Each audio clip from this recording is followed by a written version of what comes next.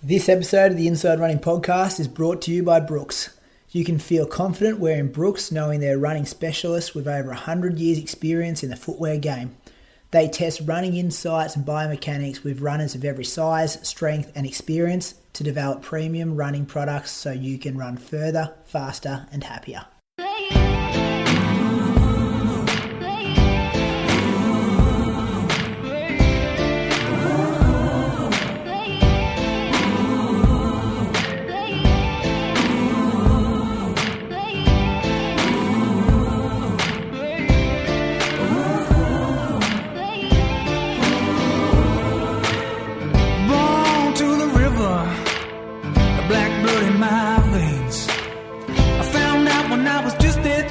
That your skin can bring you so much pain.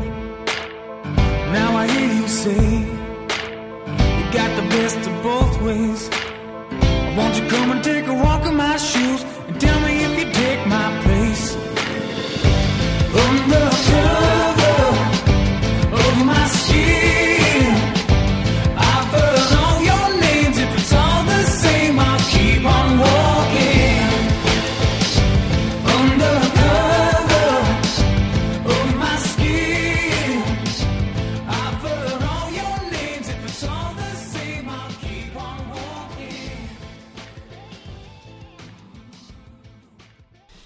Welcome to episode number 212 of the Inside Running Podcast. Thank you for joining us for another week. All the usual stuff coming up this week, and we're going to be joined by a very special guest, Michael Roeger. Joined us from Canberra, I think, Croaks, just around your area. Could have come around for tea or something, and then got him live on. What's going on in Canberra? Not much, but he did actually come around for dinner the time that we had him on the show. Geez, what did you cook him? Yeah. I think we had hamburgers. Hamburgers? Hamburgers? Yeah. I think we had hamburgers when Rogues came over, yeah. What, on the barbie? Yeah. Was it just or maybe maybe cooked in pizza. No, I think it was hamburgers or pizza. One of those two. Would have been years ago too, early days, wouldn't it? Yeah, a couple of years ago. Yep. A couple of years ago. Didn't expect us to go there that soon into the show, but welcome to you up there in Canberra, Bradley. How you going?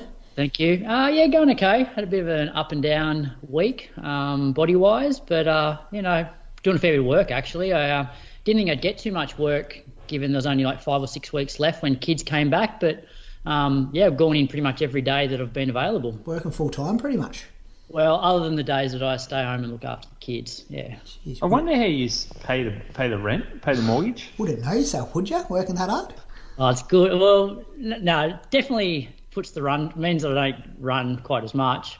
But no, it's been good. I've been enjoying it, knowing there's only a couple of weeks to go. So make as much money as I can before the summer. Yeah. I feel like the guys out of Point Break making one last bank robbery just to fund the summer of surfing. Love those references. Love Point Break. Moose down in Anglesea, how are you going? Welcome to this week's episode. Thank you. Going good. Yeah, you're running all right. Life's good. Everything's going okay. Yep, running okay. So got through another week. Part of the new guidelines for me was don't celebrate any workouts. You celebrate accumulation of training. So that's the second month I've got through on a training program, or the third month now maybe. So yeah, I'm happy with how it's going. I like that. It's a good saying, that one. Tell us about what you did, because only I think one run was on Strava, so we're not sure. Yeah, Monday I just went for a mountain bike ride. I didn't run, and my brakes are fucked, and I fell off twice. So I was pretty pissed about that, actually. I took my bike in, get repaired, get the suspension serviced, like the forks, and I came back and then the brakes didn't work, and a couple of times I've got in some real dicey spots with it. And this was lucky. I was going real slow on these ones, but I still fell off, and it pisses. I get so mad when I fall off.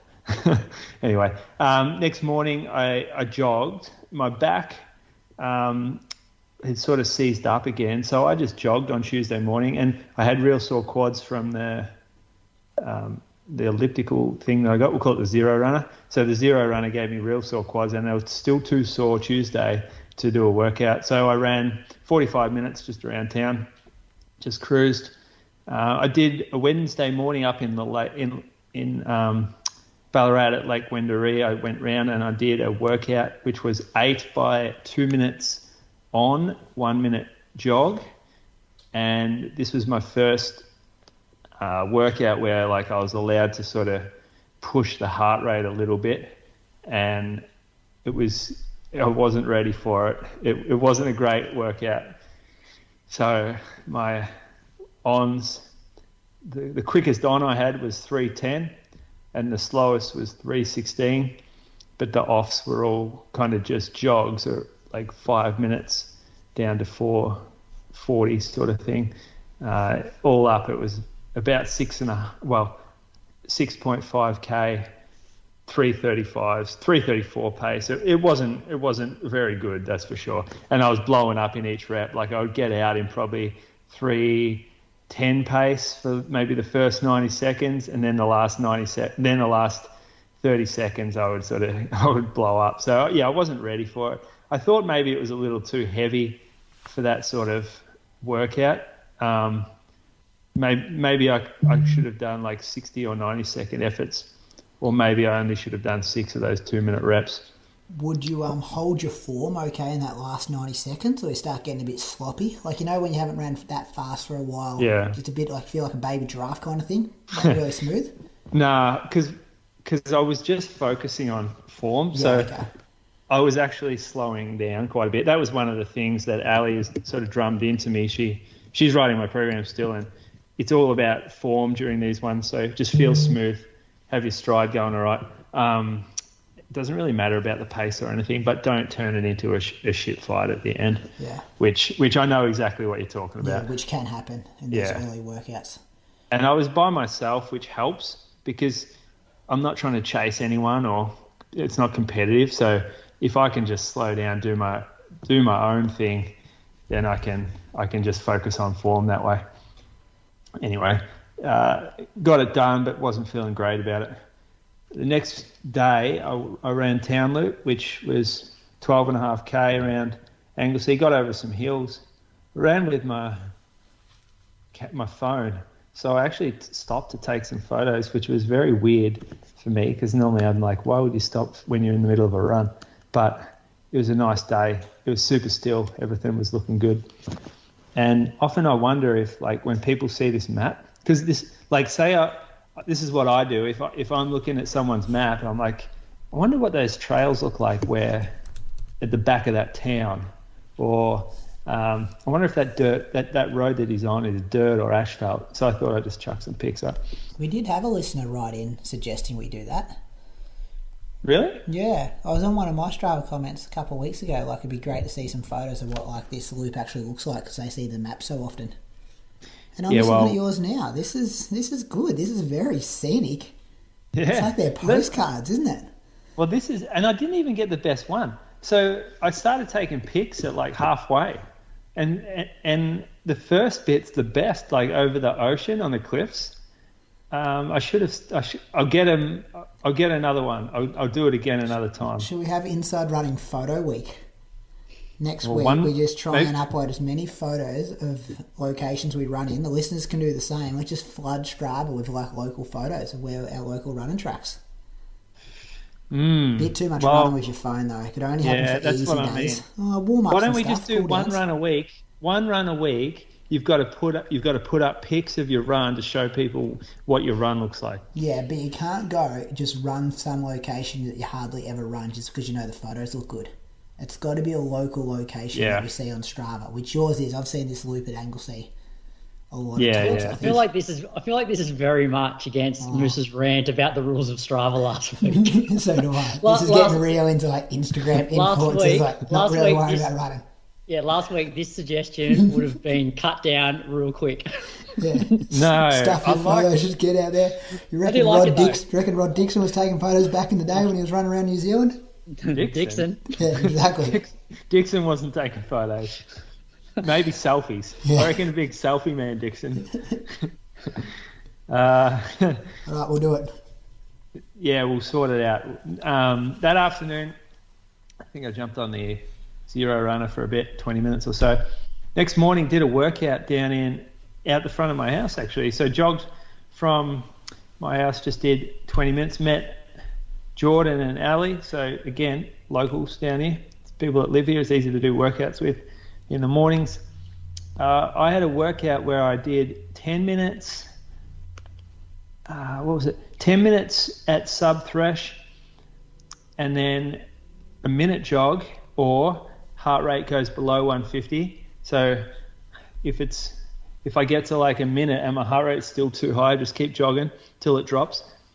And then 7 minutes at around threshold, then again the same, a minute or go a bit longer if I need to, and then 4 minutes over threshold.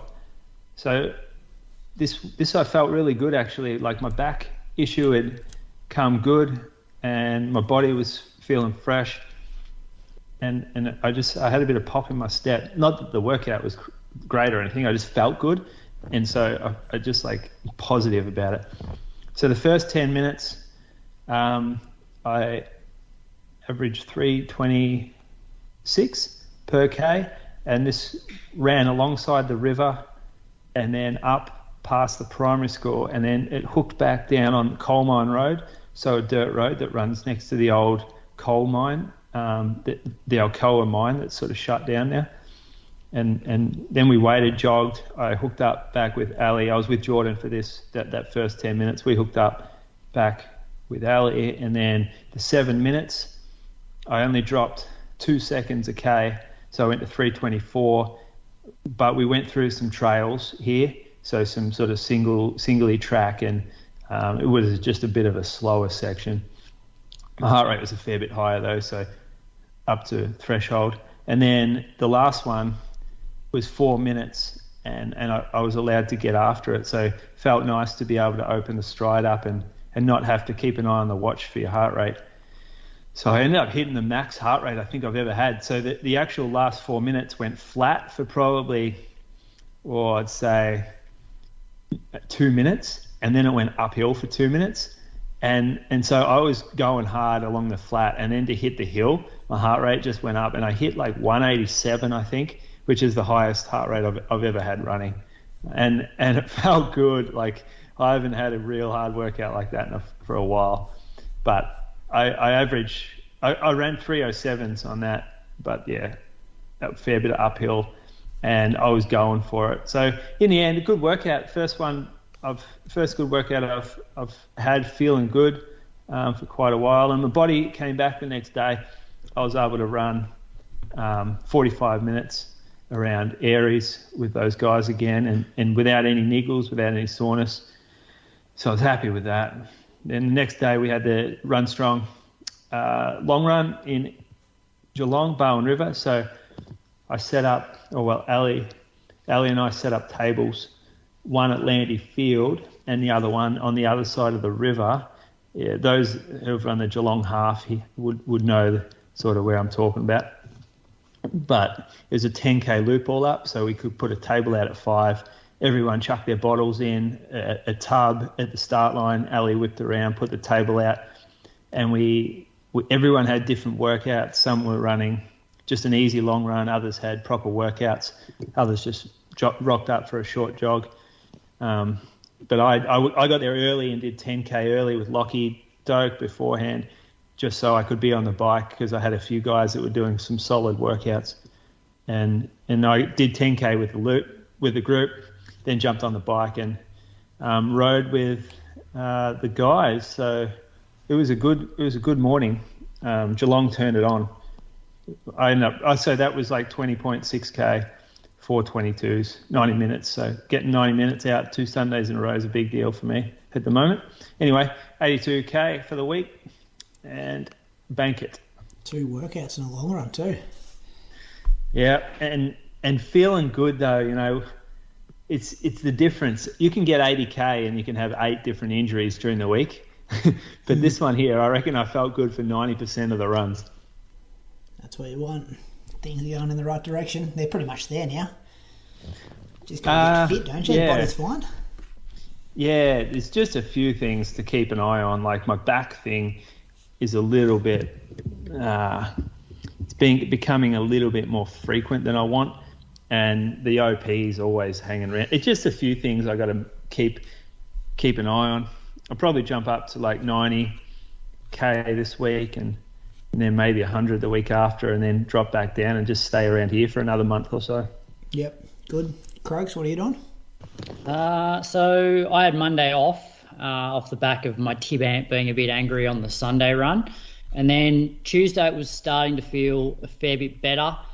I did the old Voltaren, like gel, and wrapped some Glad wrap around it, and that seemed to settle down pretty well, along with doing some stretching and massage. So then by Tuesday, like I probably could have gone and done a session with the group at the track, but I decided just to stay home and just run on the treadmill. So I did 45 minutes, supposedly at 4:30 average for that. But I feel like, I don't know, my treadmill, I feel like 4:30s outside would have felt a hell of a lot easier than 4:30 average did on the treadmill. But that's what I did on Tuesday. Wednesday, I got out in the afternoon after work, just did an hour at 4:08.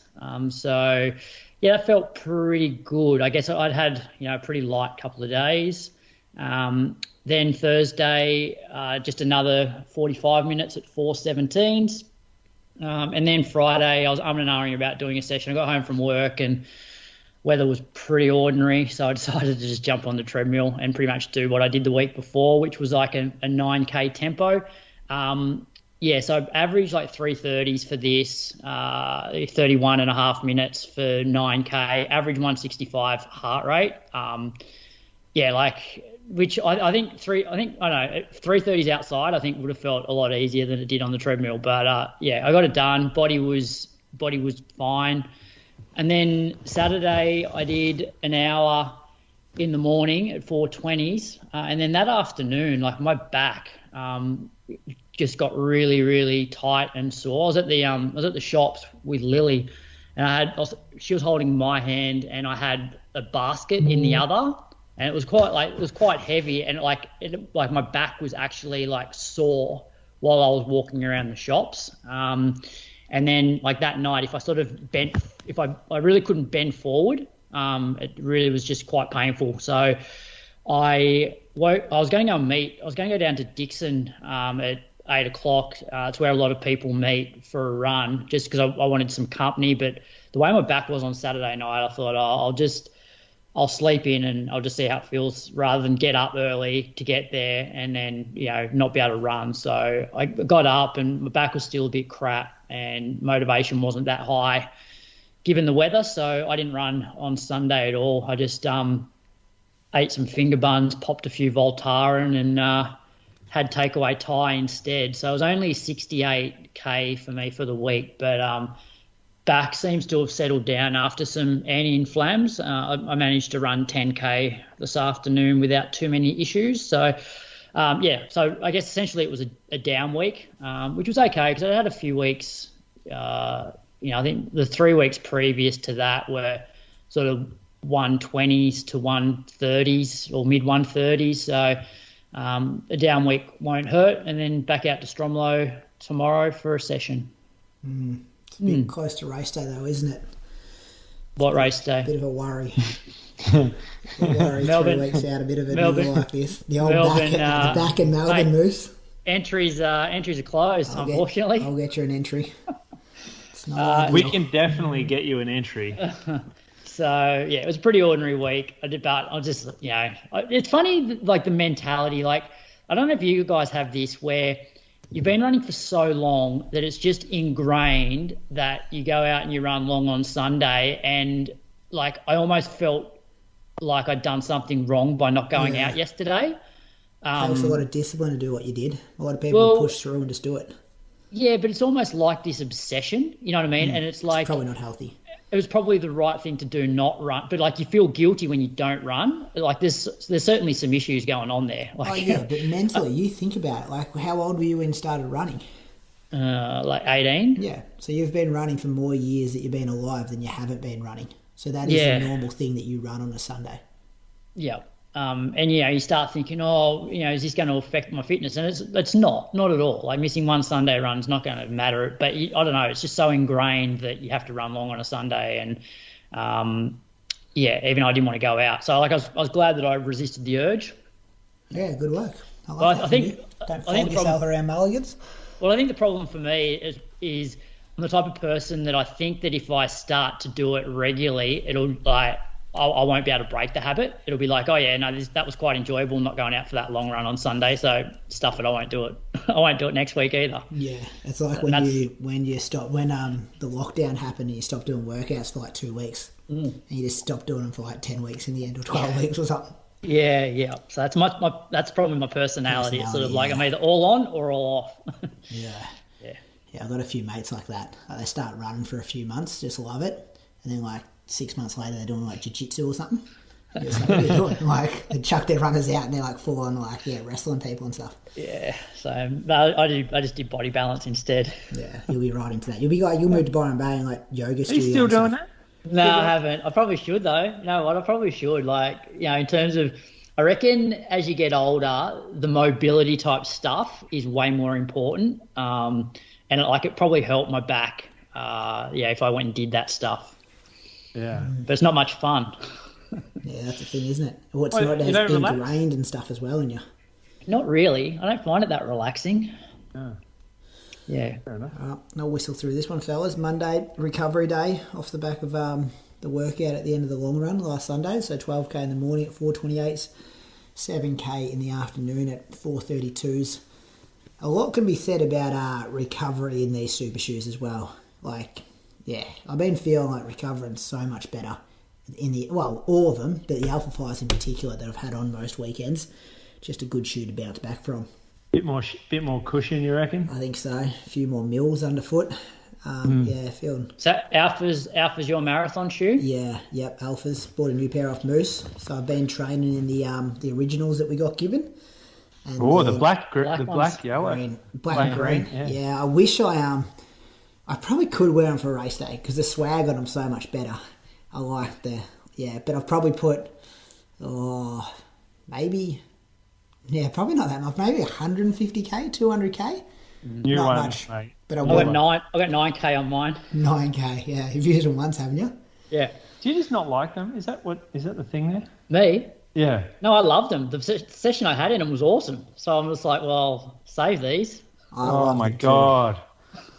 How can you feel like that and then just put them away? Because I've got a pair of Next Percent that have got like 150k on them. But you love the Alpha Fly. They still make them. Yeah, but why not save them for then race day? What, because you don't race? Oh, yeah. Well, save them for something you never do.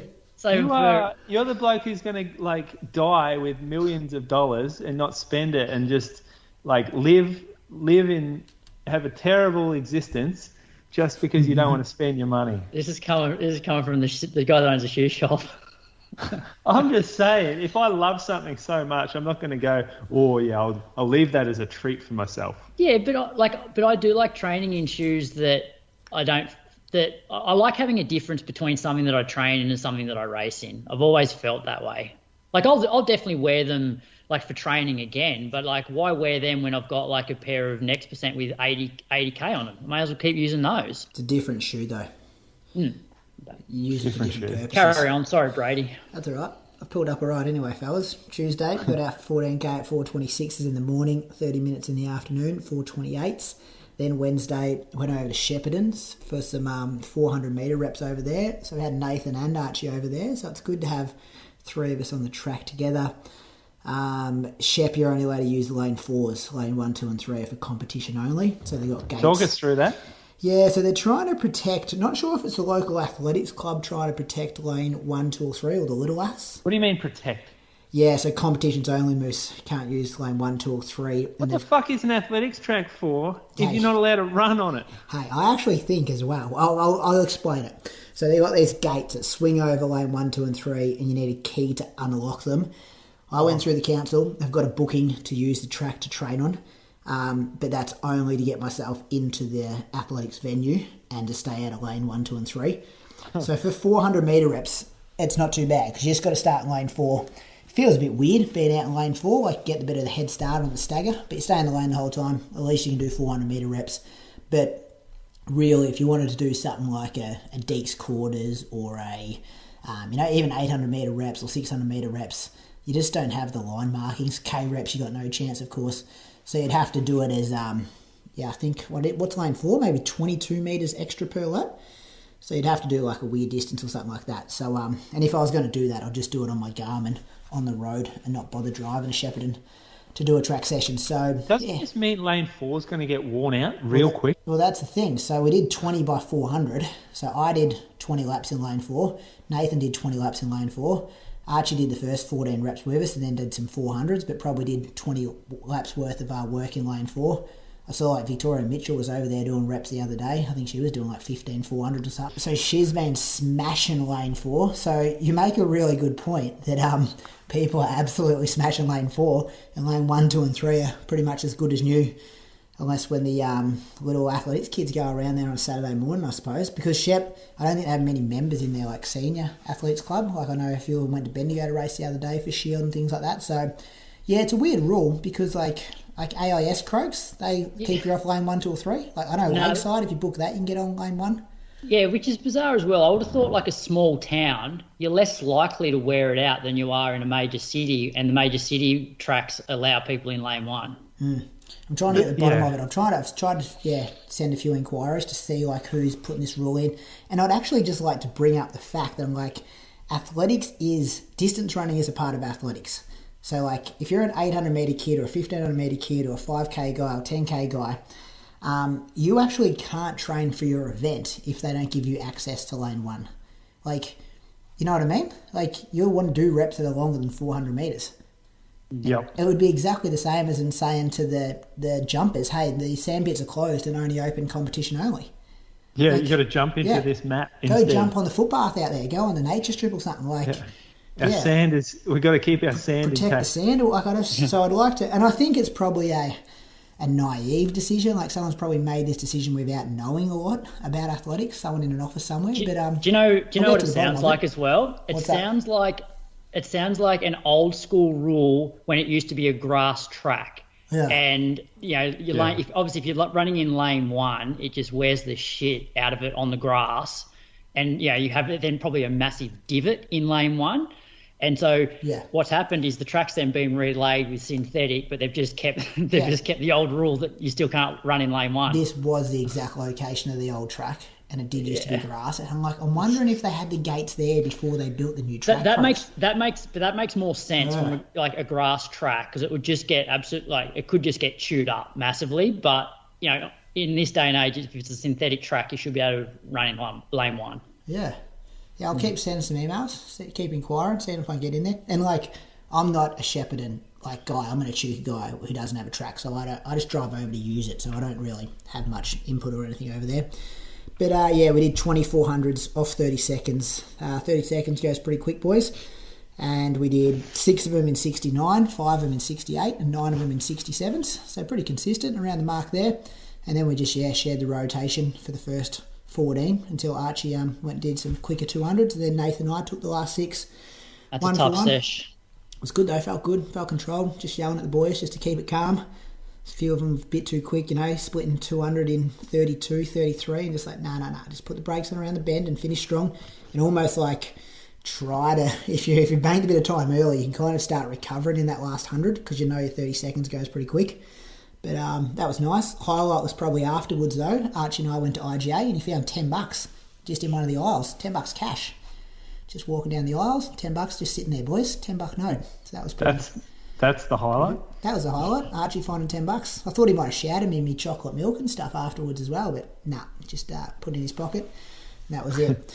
So good work out there. 7k in the afternoon, 4:35's pace in the afternoon there on a Wednesday. Easy Thursday, 30 minutes in the morning. 10k in the Arvo. I put up a screenshot, Brad, from Sex Education. I don't think you're up to this episode yet, Moose. But I'm watching it. Did I tell you that? Yeah, you told us you're watching it, but this is season 3. Such a fantastic show. I won't give any spoilers away. But it's the character who's the male music teacher. Yes, great character. Do you reckon he reminds you a bit of Croaks? That's what he'd be like in the classroom. I was thinking that. That's why I put the photo up. This has Brad Croker all over. Yeah, that's what I thought as well. Just a real rare unit. Hey, is this what schools are like now? Not primary schools.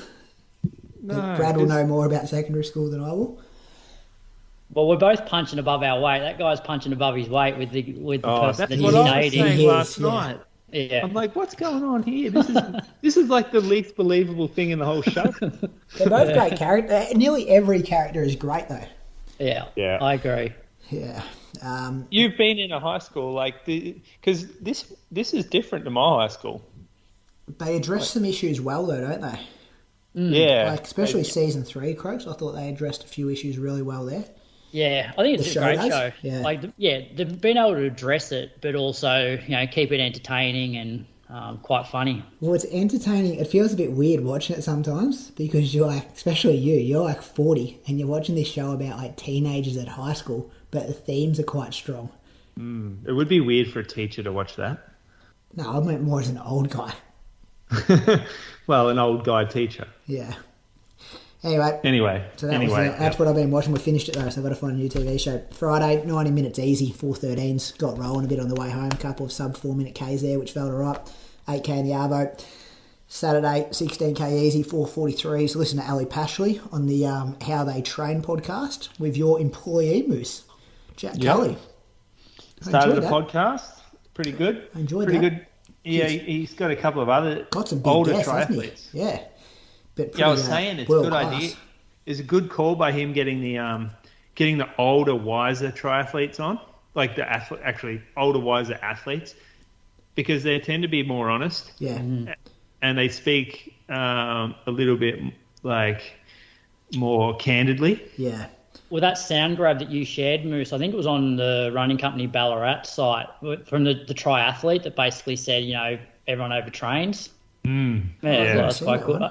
I haven't listened to it. That's the only bit I've seen, but I'm like, that could be an interesting chat.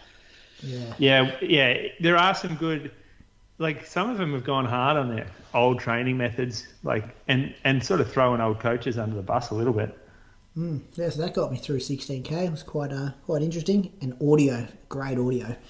Need to get him doing a bit of audio production for us, I reckon. Steal a few of his ideas. You just got to fork out for some better equipment, mate. Oh, why do I have to fork out? Because I'm the one who pushes record.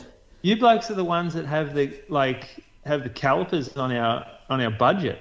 I do not do anything I think we should with our invest budget. in sound. We should invest in sound, and you two tight asses never want to spend any money. I was happy to buy one of those mixer things. I just don't know how to use them. Hey, Croaks did it right back though. No, you just send me the invoices and I pay them. That's my job. Yeah, all right, I'll sort it then. I'll talk to Jack. We'll get a mixer and some new mics or something. Then Sunday, big 1 mile under marathon pace, perfect day marathon pace. I'm calling this a mile over. So I'm kind of working on that. If it's a perfect day, I've got to pack around me for a long period of time. I get my drinks and gels right, and it's a flat course and perfect weather and stuff. I think I can run 2:18ish for a marathon. So I've been working on a bit under that pace, which was trying to hit the miles in about 5 minutes, 5:01, 5:02. We're hitting them in. And a bit over, which was 5:25, 3:09, 3:10 pace, and 3:25, 3:26 pace, which we did. We did 8 sets of that, so it was 25.6K, come out at 3:17 average, and it was a good morning. Kind of good to practice. We kind of just took the scales down and weighed ourselves before and after just to see how much we lost. Practice getting some gels in, some drinks in. Good to have Nathan as a training partner for a workout like that, because we kind of just take 1 set each. And then, it's the first time. I've done that before for maybe 6 efforts, but the first time I've kind of got it out to 8. Nice little workout. Last big, decent one before we start tapering, because the race is 20-day time. I think you're selling yourself short with 2:18, personally.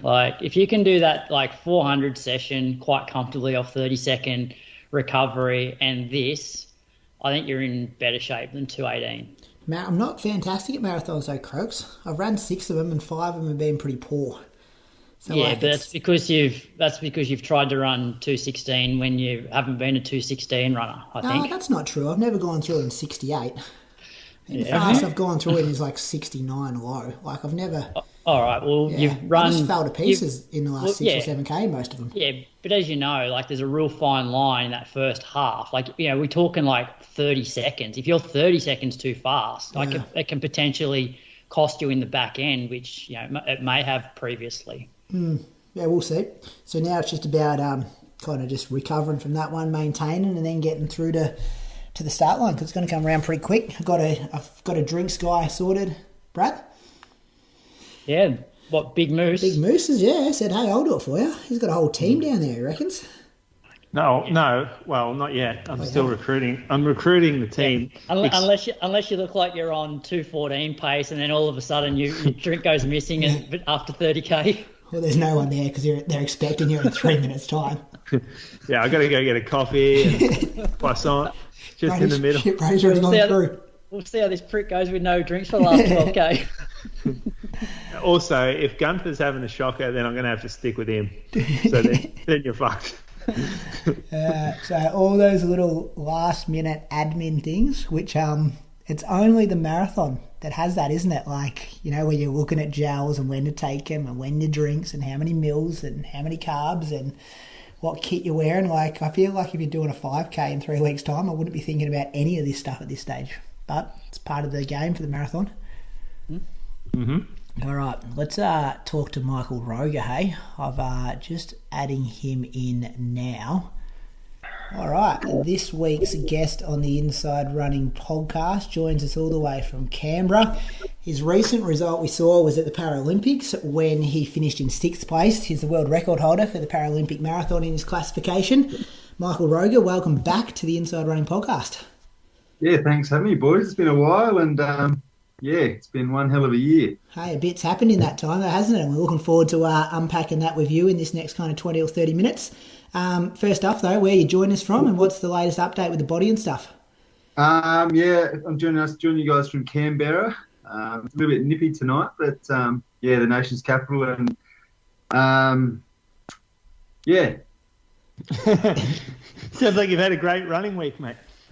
Look, it's been like Brady touched on since Tokyo, 5 weeks before Tokyo, I got an injury, and the running is very slow at the moment. I spent the last sort of 9 weeks out, and I've just started to get back into it and running sort of every second day at the moment, just for 40 minutes. The doctors are sort of really putting the reins on me and holding me back for the rest of the year, just running every second day until January. Then I can sort of get going again. But in saying that, I did 2 by 10 minute efforts yesterday, and I sort of hit 3:20 pace for those, and it was flat out, but it was good just to be hurting again.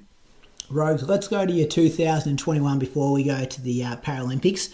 You opened up, we kind of had a 14:16 5K and then a 14:00. So obviously in pretty good shape over the 5K. Like, I'm sure a bit frustrating not to get that 13:59 next to the name at Nationals. And then you and I saw you down at Launceston when you ran 29:40. So you must have been pretty happy with how the first 6 months rolled. Yeah, that's right.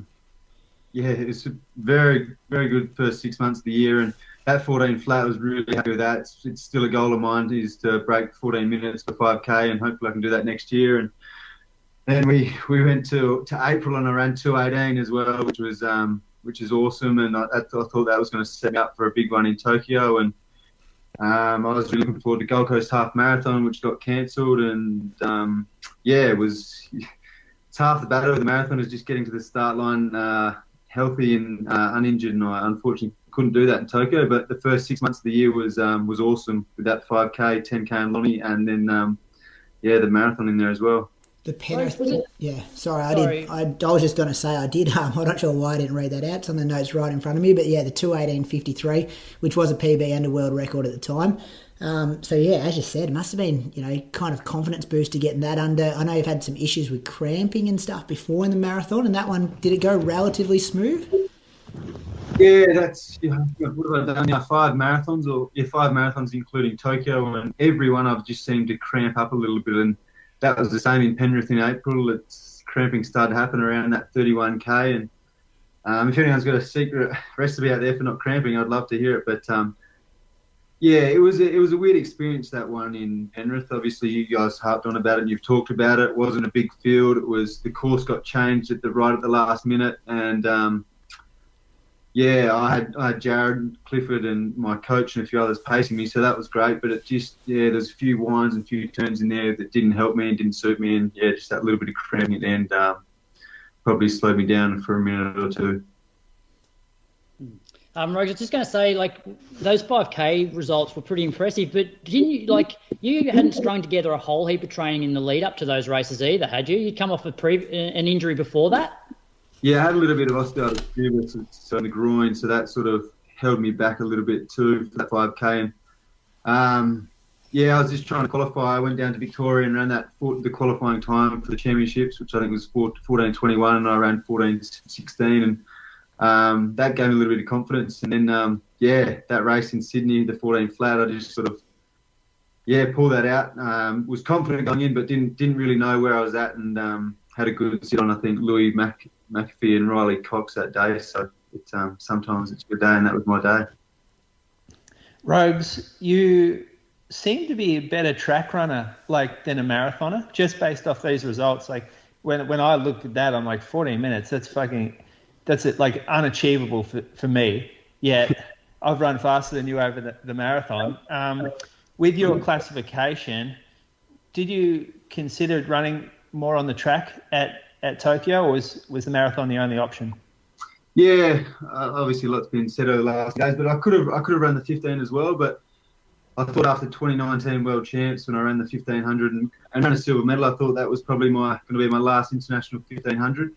And I've really, really learned to love the roads and the marathon, and I know I haven't nailed one yet. I've got the 14 flats really good. I've ran a 64:15 half marathon, I think, and I think there's a lot more there too. But as we know, the marathon's a beast, an event, and I think that's why I love it as well, because there's so much to learn and so much room for improvement. And I think when you really know one, it's just pure elation and pure joy. And you're running against yourself in a way. And I think I've got a lot more in me in the marathon and potentially the 5K. Rogues, those was it 5 weeks before Tokyo? Was it stress fracture or stress reaction? Talk us through that period. It must be terrible news to get that close to the race, and maybe your emotions and maybe how hard it was to keep it in-house. I don't think until after the race that I heard that news, or maybe during the coverage of the race. Talk us through that period of time. Yeah, Brady, it was pretty devastating. I think on the 28th of July, I got an MRI scan, and I guess 2 weeks before that scan, I had a little bit of neural pain down the outside of my leg, and it sort of presented as this neural pain. And I flagged it very early with the doctors and physios, and they told me, yep, it's no bone, you'll be fine. And I did 2 big weeks of 170 Ks, and then I think it was about 4 days before I had to go to the pre-departure camp in Townsville. We got it scanned, and it come up with a stress fracture really high up in the fibula bone. And that was, the worst news I could possibly hear. And then from then on, it was a real battle. But in saying that, the physios and everyone told me, yep, it's going to be all right. And everyone keeps getting in your ear and telling you it's going to be fine and you'll be fine. And it was probably the hardest 5 weeks of, my running career. That just, limping around a hotel in Townsville and in Cairns and trying to run, then trying to give it enough time to deload. And then I remember I did probably two 25K runs before Tokyo up in Cairns, and I was in that much pain. Then I was limping, but then I was getting tight and sore in other areas just because of my running technique was biomechanically shocking. So I think I was very close to putting immediate release out and pulling out of the games. But for my family and friends and everyone that's ever supported me, I just wanted to get out there for them. And little Langhorne Creek, the town I grew up in, a country town, that every 4 years they love it. There's all hype around the town, and they can see their boy on TV. So I did it for them as well, as much as anyone. But did you have another scan, in the weeks leading up, just to see whether it actually healed at all? And then if you didn't, when was if you had a scan since, and how's it healed? Yeah, no, we didn't get another scan before the games. It was, we're just going symptomatic and doing a lot of different treatments with the physio every day. So Jen Cook from the AIS, she flew up personally just to be my physio for that 5 weeks, and I wouldn't have got to the start line without her. And I had a scan on the 22nd of September, the day I got out of quarantine, the second day I got out of quarantine. You could see the previous scan, you couldn't see the bone stress on the X-ray, and this time you could. Whereas pre-games you couldn't. But then on the MRI, this time you could see the healing already starting to happen. I guess that was because I spent 2 weeks in a hotel doing nothing. So did every step of the marathon hurt, or was it was there the first 5K was okay? Yeah, it's funny. I still stood on that start line that day thinking I could win. I believe, and obviously my coach Philo Saunders, if he tells me to run through a brick wall, I'm going to run through a brick wall. And I felt like I was in reasonable, enough shape to run 2:28 to 2:30, and I thought that was probably going to be enough to win it, with the conditions as well. But after about 17k, I knew I was in trouble when the pace started to quicken up, and I was getting a little bit sore in the bone, and then I started to change my technique, and the technique wasn't right, and then I started cramping up, probably about 24k, and from about 29k I was in a lot of trouble, and then I sort of told myself to put pride aside and just finish with myself rather than anyone else. And it was my 4th Paralympic Games, and I didn't finish in London 2012. I didn't want to go to 4 Paralympic Games and have a 50% DNF rate, so it took every bit of willpower. And I remember stopping at 40k just after the drinks, and there was a little incline, and the crowd was so loud. Then when I stopped, they went silent, and it was a weird feeling. And then somehow I got going again, and I don't remember much of the last 7k, and it was pretty brutal. To be honest, I was happy to finish and forget about it and not have to run in pain anymore, because you guys know what it's like when you've got an injury running in pain. It's the worst. What did you learn from the whole experience, Rogues? Anything stand out? Obviously adversity sometimes where we learn some things. Yeah, I guess for me, I guess I learned that a Paralympic gold's not everything, and I'm still Michael without it. I think I wanted it for so long, and thought I was good enough for so long, but I think now I'm feeling, I feel a lot I feel like I can end my career or not have a Paralympic gold medal, and I'll still be okay. It's not going to be the end of the world. And like my twin brother said when I finished and I talked to him, he said, "Bro, you're never going to run a harder marathon in your life than that one. So the next one, or when it's going to get harder, you just channel out and think about that one, and you're going to be fine." But I'm still processing it, and I think I'm going to be a better person, a better athlete going through that. And it's a tough sport, and unfortunately I fell over 5 weeks before the start line. Hey, Rose, we've known each other a long time, and I don't want this to come across the wrong way, but I was absolutely gutted to see that result, because on paper, I felt like a 70 to 80% fit Michael Roeger wins that race any day of the week. And it's been documented. Philo's mentioned it in a lot of interviews. You are a super hard trainer. And I actually have your Strava here. You did 3x5k around Lake Burleigh, which is not, it's not dead flat. You pretty much ran a half marathon in 65 minutes. Probably 3 weeks before you got your stressy.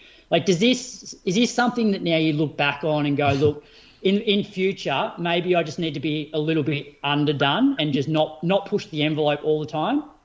100%, Croaks. And I guess, as Brady was saying, what he learned, and that's what I've learned, things like that. And I look back, and in hindsight, you think, why did I do those sessions? And what would have I changed? And I would have taken 90-kilometre weeks the last 3 months out, probably, Croaks, and probably would have. And I reckon it would have been enough. It would have been.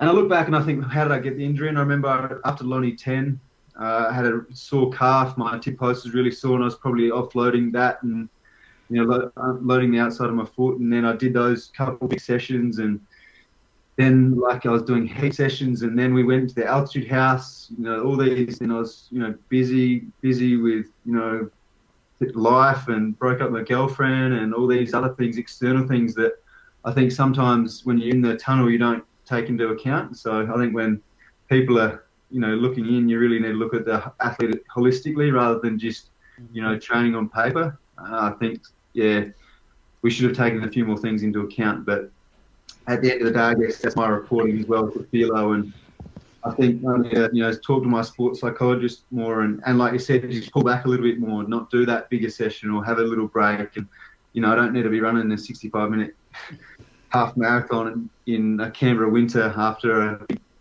couple of weeks. But hopefully I'll learn these lessons and be better next time.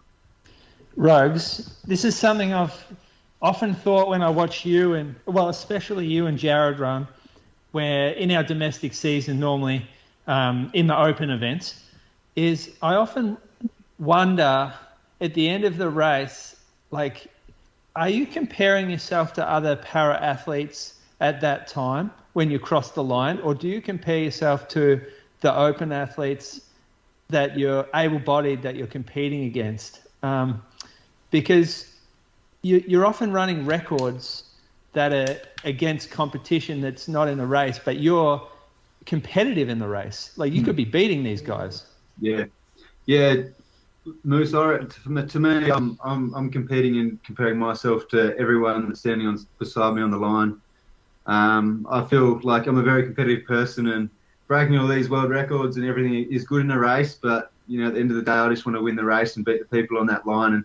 And I think I can. Like, I'm not scared of racing, and I love just trying to be up the top of the pointy end of the field, because that's what gives me joy, is just trying to win and be better than I was last time. But yeah, all the records and stuff Cliffy and I break are awesome, but I think we both cut from the same cloth, and we just want to win the race that we're in. And the world records just come with that, I guess. And as long as we just can keep getting better and be competitive with able-bodied athletes in Australia and over the world, it's going to be good for the sport. Yep. Rose, have you spent some time away from the sport since the games and healing, tried to escape it a bit, or are you still been paying attention? No, definitely escaped it, and it's I'm just starting to find my straps again now, because the first hotel quarantine was so hard. I reckon it was a few bottles of red wine, that was for sure, through that 2 weeks, and it was really hard I just went through a whole roller coaster of emotions. When you set the bar so high, then you don't quite get there. It was quite tough, and I think I had 3 weeks fully off exercise, put on 6 kilos. Which, that's how light I was in Tokyo. I put on 6 kilos pretty much in 3 weeks. And then I've been swimming every day, sort of 2 to 3K. Still doing that now. And, I'm starting to find my mojo again. And I think the next race will be, I wanted to race Zatopek, but the doctors and physio sort of held me back. And that'll probably be, Hobart Run the Bridge end of February, 10K. Yeah, and just on that hotel quarantine, because I watched your interview with Channel 7 after the race yesterday, and I remember watching that and thinking, oh my God, this poor guy is now going to get chucked in a hotel room by himself for 2 weeks. Was there any mental health or counselling or sports psychology support that you were offered? Because it sounds like a terrible, it'd be hard enough to do that if you just won the gold medal and you were high as a kite, but to do that after a disappointing performance must have been really hard. Yeah, no, you're right. And I think I must have been on the red list, because I was getting that many calls a day from people in Athletics Australia and doctors and sports psychologists. And by the end of the first week, I was sick of FaceTimes, that's for sure. But no, Athletics Australia really did a good job of making sure everyone was looked after. And I think especially cases like me. But I had a lot of people check up on me, which is nice. And then we all kept in contact with other, teammates that were in there as well. I think Timmy, Logan and me spent probably 9 hours one Saturday on FaceTime just having a few beers and on the punt. So that was quite cool. Sounds fun. And then the news just come out a couple of days ago. I'm not sure exactly when this announcement was made, but the International Paralympic Committee announced it would cull 3 male athletics events in Paris, with one of them being the T46 Marathon, which is your event. Which leaves, I think, correct me if I'm wrong, the 1,500 metres, your only option now at the Paralympics? Yeah, that was a rude shock on Saturday morning when I woke up, and even Athletics Australia didn't really know, and I haven't got a fight in me to fight that fight, or worry about that. And it's a shame, because I love the marathon, and I guess Phil and I just need to weigh up, do I still want to chase my dream of winning a Paralympic gold medal, or do I want to try and reach my potential in the marathon over the next few years, which I think under 2:15 potentially. So I think next year for me doesn't change. I'm racing Boston Marathon in April, which they've invited me over, and there's still a Para World Marathon Championships, which will be London Marathon in September, I think. So next year will stay relatively the same. Then I think the start of 2023, Philo and I will decide whether I want to go to the 1,500 and try and win that at the Paralympics, or stay the marathon. And I thought 1,500 was done for me, but I still believe I can run a good one if I really want to. Rogues, do you know what the process is of how they decide which events they have? Because it seems to me like 15, there's no real pure distance event for you now. Like you would have thought that a 5K is probably a bit more fair. Like, the pure 15 guys can come up and the guys at 10K marathon can maybe come down to 5. Like, how do they come up with the events? Yeah, I probably can't speak too much on this, Croaks. I don't really know because, just for all the listeners, the Paralympic sport is very complex, and para-athletics, there's so many different classes and events. I had a quick chat to someone in Athletics Australia today, and they said Philo, I think it was, said they've based their decision on the last 3 years of competition. And, well, for a start, there hasn't been many marathons because, we've been in a pandemic. So, I wonder how these decisions get made. And I know, I think 15 of my competitors have just started a WhatsApp group up, and Athletics Australia or the Paralympic Australia are going to talk to World Para-Athletics and the IPC just to get some answers and see. And, maybe it will get overturned, but maybe it won't. And I'm just, staying positive. And if one door closes, hopefully another one opens. And I've got a lot still more to give in the marathon, so that's definitely going to still be doing that over the next year. And I know, like we talked about before, around 14 flat for a 5K early this year. And if I can get back into sub 350 shape for the 1500, maybe that's a shot in Paris. Maybe it's meant to be. I never quite got there in the 15. Maybe I'll get there in Paris. And what was the winning time for that in Tokyo, Rogues? Do you know off the top of your head? Yeah, I think it was 3:52 with a swift last lap. I'm still the world record at 3:45. Yeah. I think, it's just hard because my passion and my love has been the marathon the last 2 years, and I truly thought I wouldn't go back to the 1500, but yeah. So tell us about Boston then. Is there a classification event at Boston like some of the big ones do? Yeah. So Boston the last few years, since the last, I think, 3 runs, they've had these para classes as well, which starts with a mass run to the elites. So the last few years I've been invited to it, but I just haven't been able to get there with the pandemic. So finally, hopefully, Phil and I will go over and hopefully get a start with the big boys as well. And there's a bit of prize money up for the para division as well, and hopefully run quick, which is awesome. It's a good opportunity, and it's good to see a big city marathon do that with the ambulant guys as well, not just with the wheelchairs. Yeah. Rogues, do you think all the World Marathon majors will end up going that way? Like London's obviously been the example for a few years, but do you know, is there any kind of insight that New York and Berlin and that will all follow suit? Yeah, I'm not too sure. It's hard. Like we're saying, the numbers. Obviously, you've got so many different classes: vision impaired, arm amputees. Then I know Boston is doing leg amputees for the marathon as well. So if you've got all these different classes, the fields aren't always quite as big. But it'd be great if they just acknowledge at least a handful of para athletics in some of these big city marathons. Especially if we've got guys like Cliffy and I running under 220 would be up in the top 30 in some of these big city marathons. Yeah, it'd be pretty cool to see.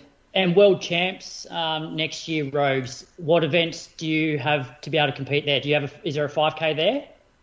No, just the 1500 Croaks, and they're in Kobe, which is Japan. So the track World Champs for para-athletics in August, I think. So I probably won't go to them. I'll probably just focus on that London Marathon in September, I think it is.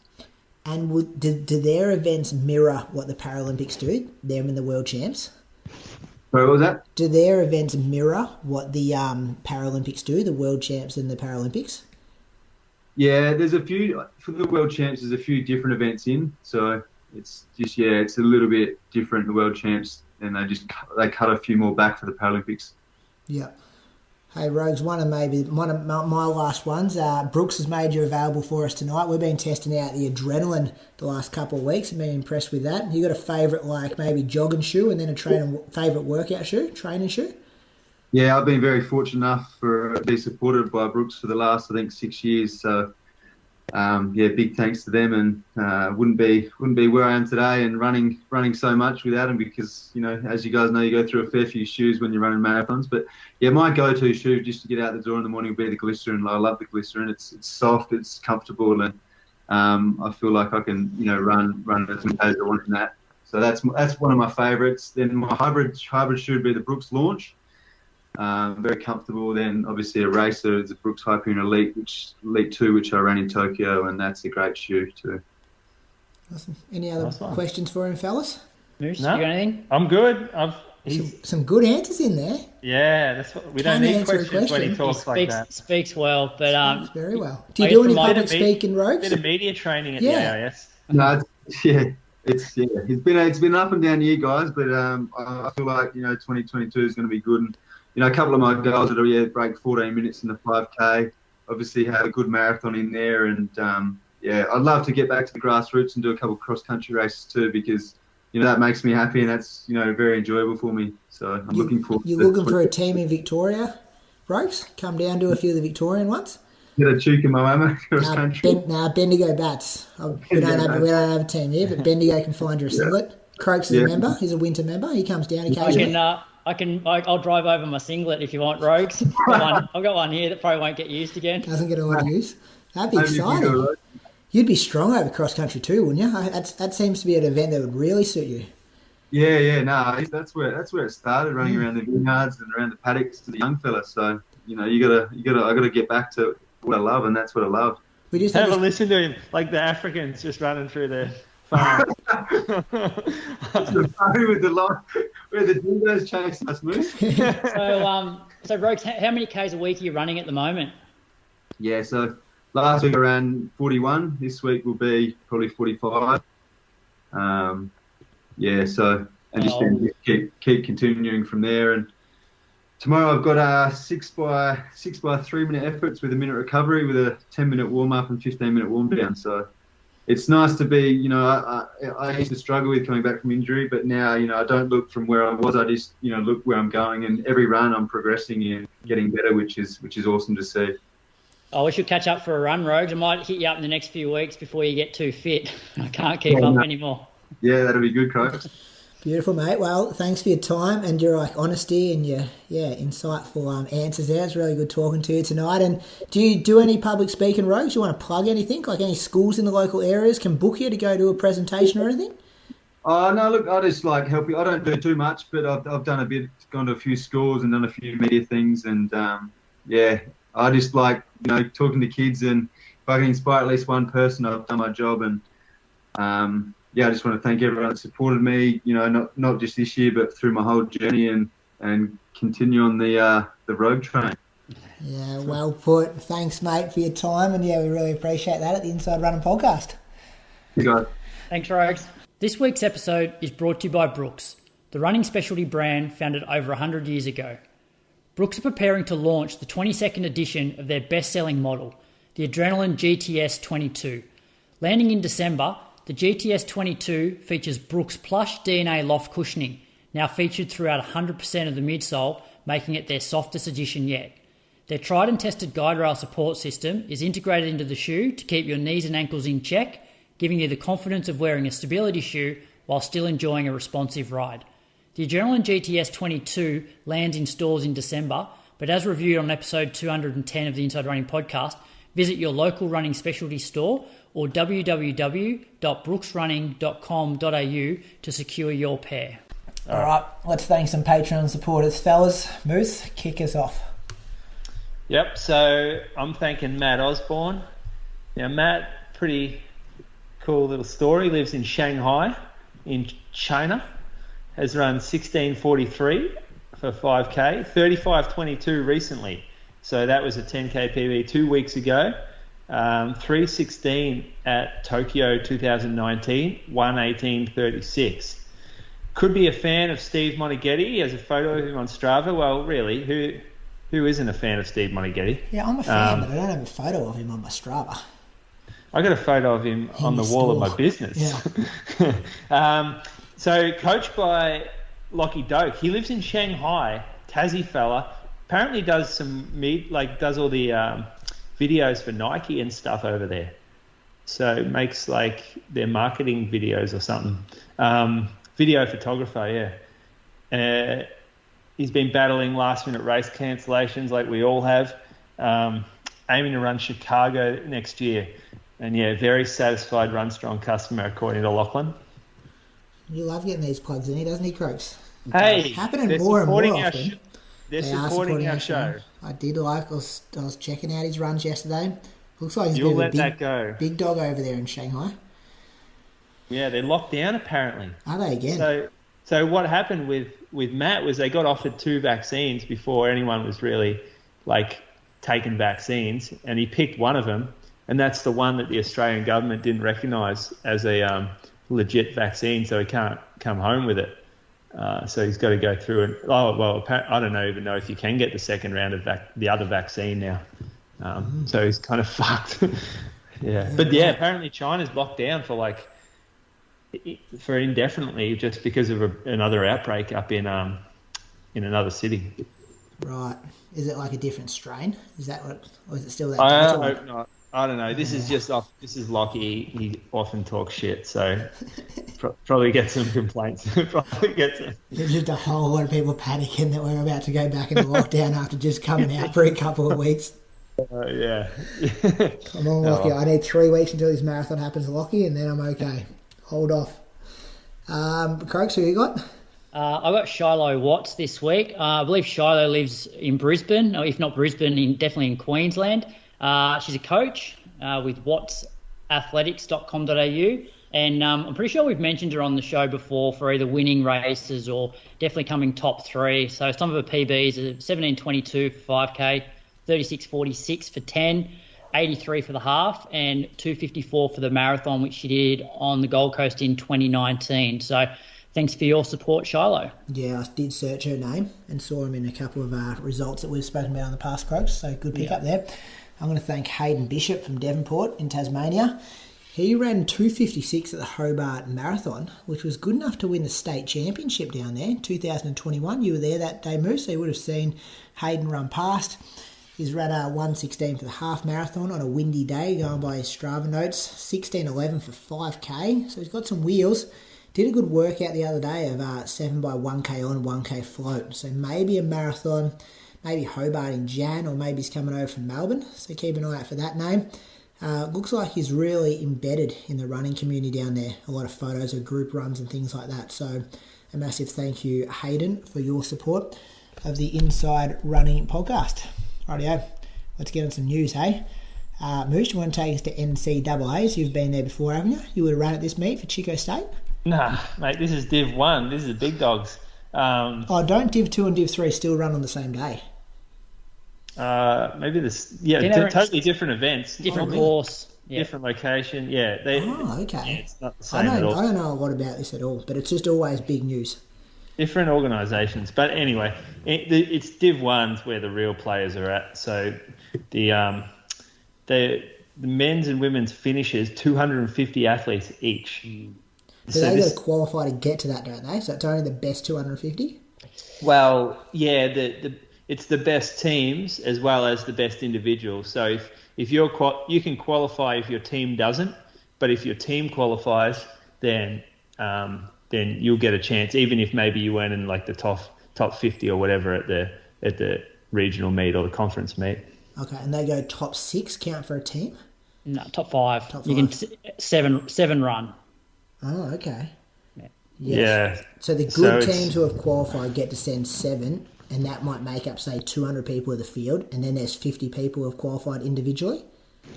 Yeah, I think it's something like that. I think that's how it works. That'd be pretty good if I got it right straight up like that. But well, if you're going to cap it at 250, that's the only way you can do it, isn't it? Yeah.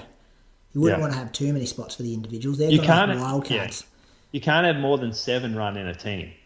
So, for example, Brady, like Adam Fogg, guy that we've spoken about a bit. Yeah. So he finished 4th at his regionals.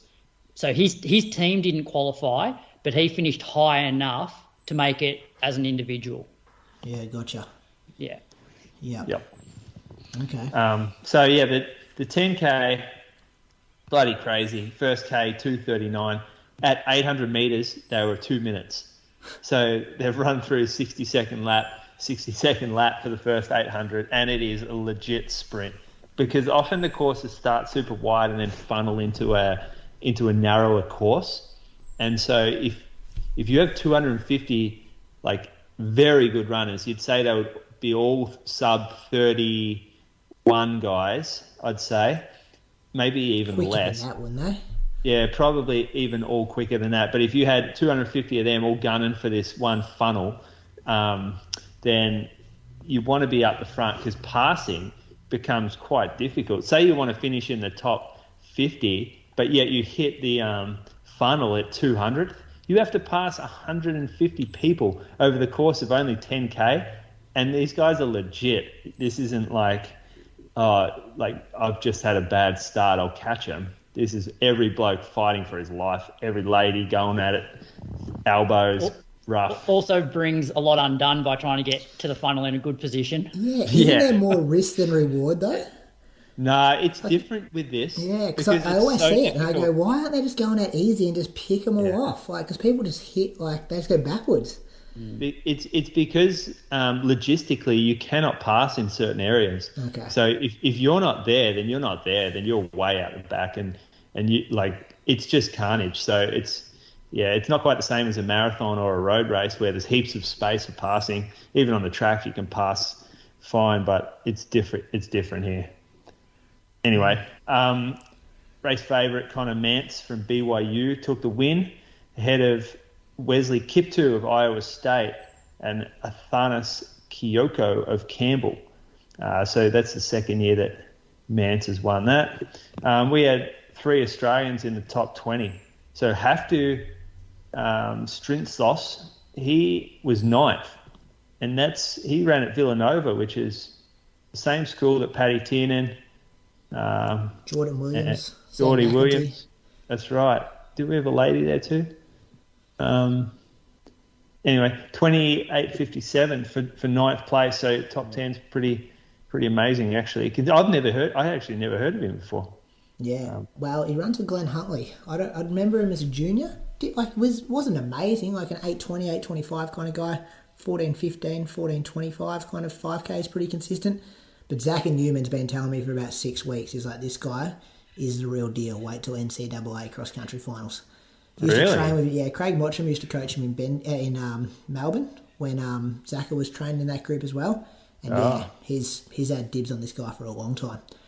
But to come 9th, that's like, next level. Yeah. So Kai Robinson was the next best placed. He was at Stanford.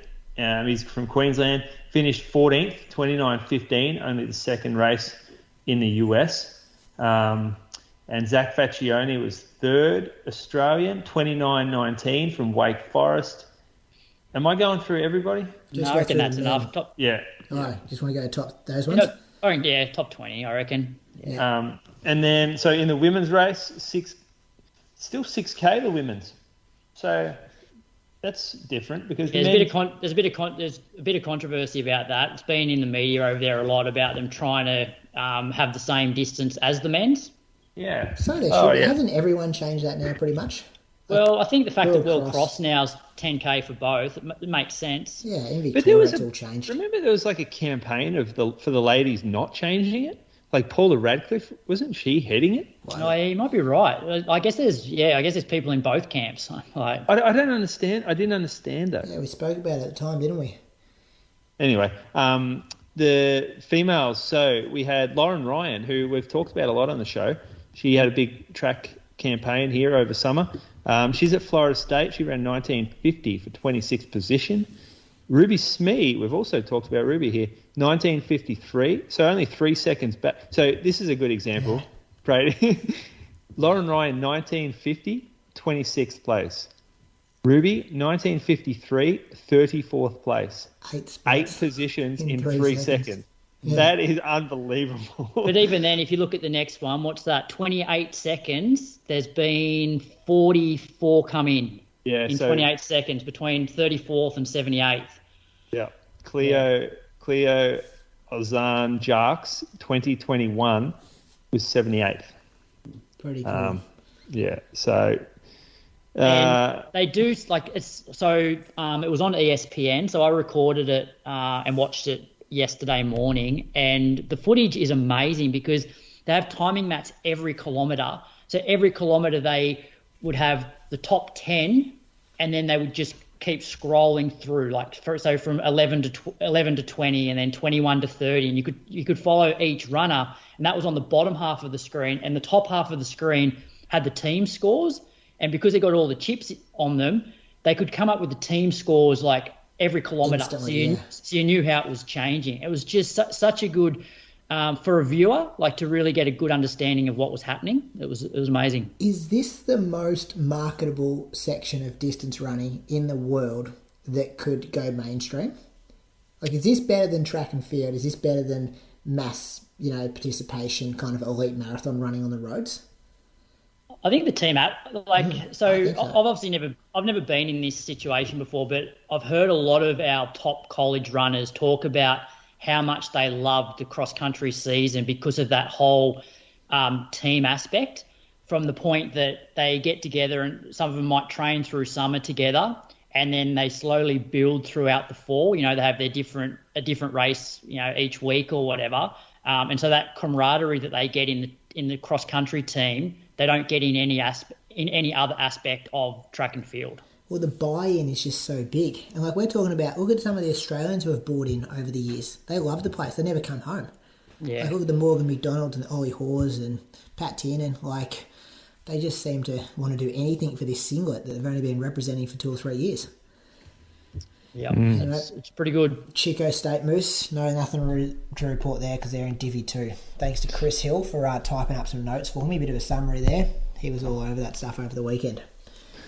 Coach, got some more news for us? Point to Pinnacle down in Hobart. So they run from Hobart up to the top of Mount Wellington. So it's a half marathon distance. Nick Earl got the win there. So the fact that they pretty much closed the borders to everybody other than Western Australians helped Nick there. So this 83. This is an asterisk next to this one. 83.46 for Nick there. Matt Smith was second. 86.36, and Kurt Wesley was third in 88.51. In the women's, Miriam Dowie was first in 148.08.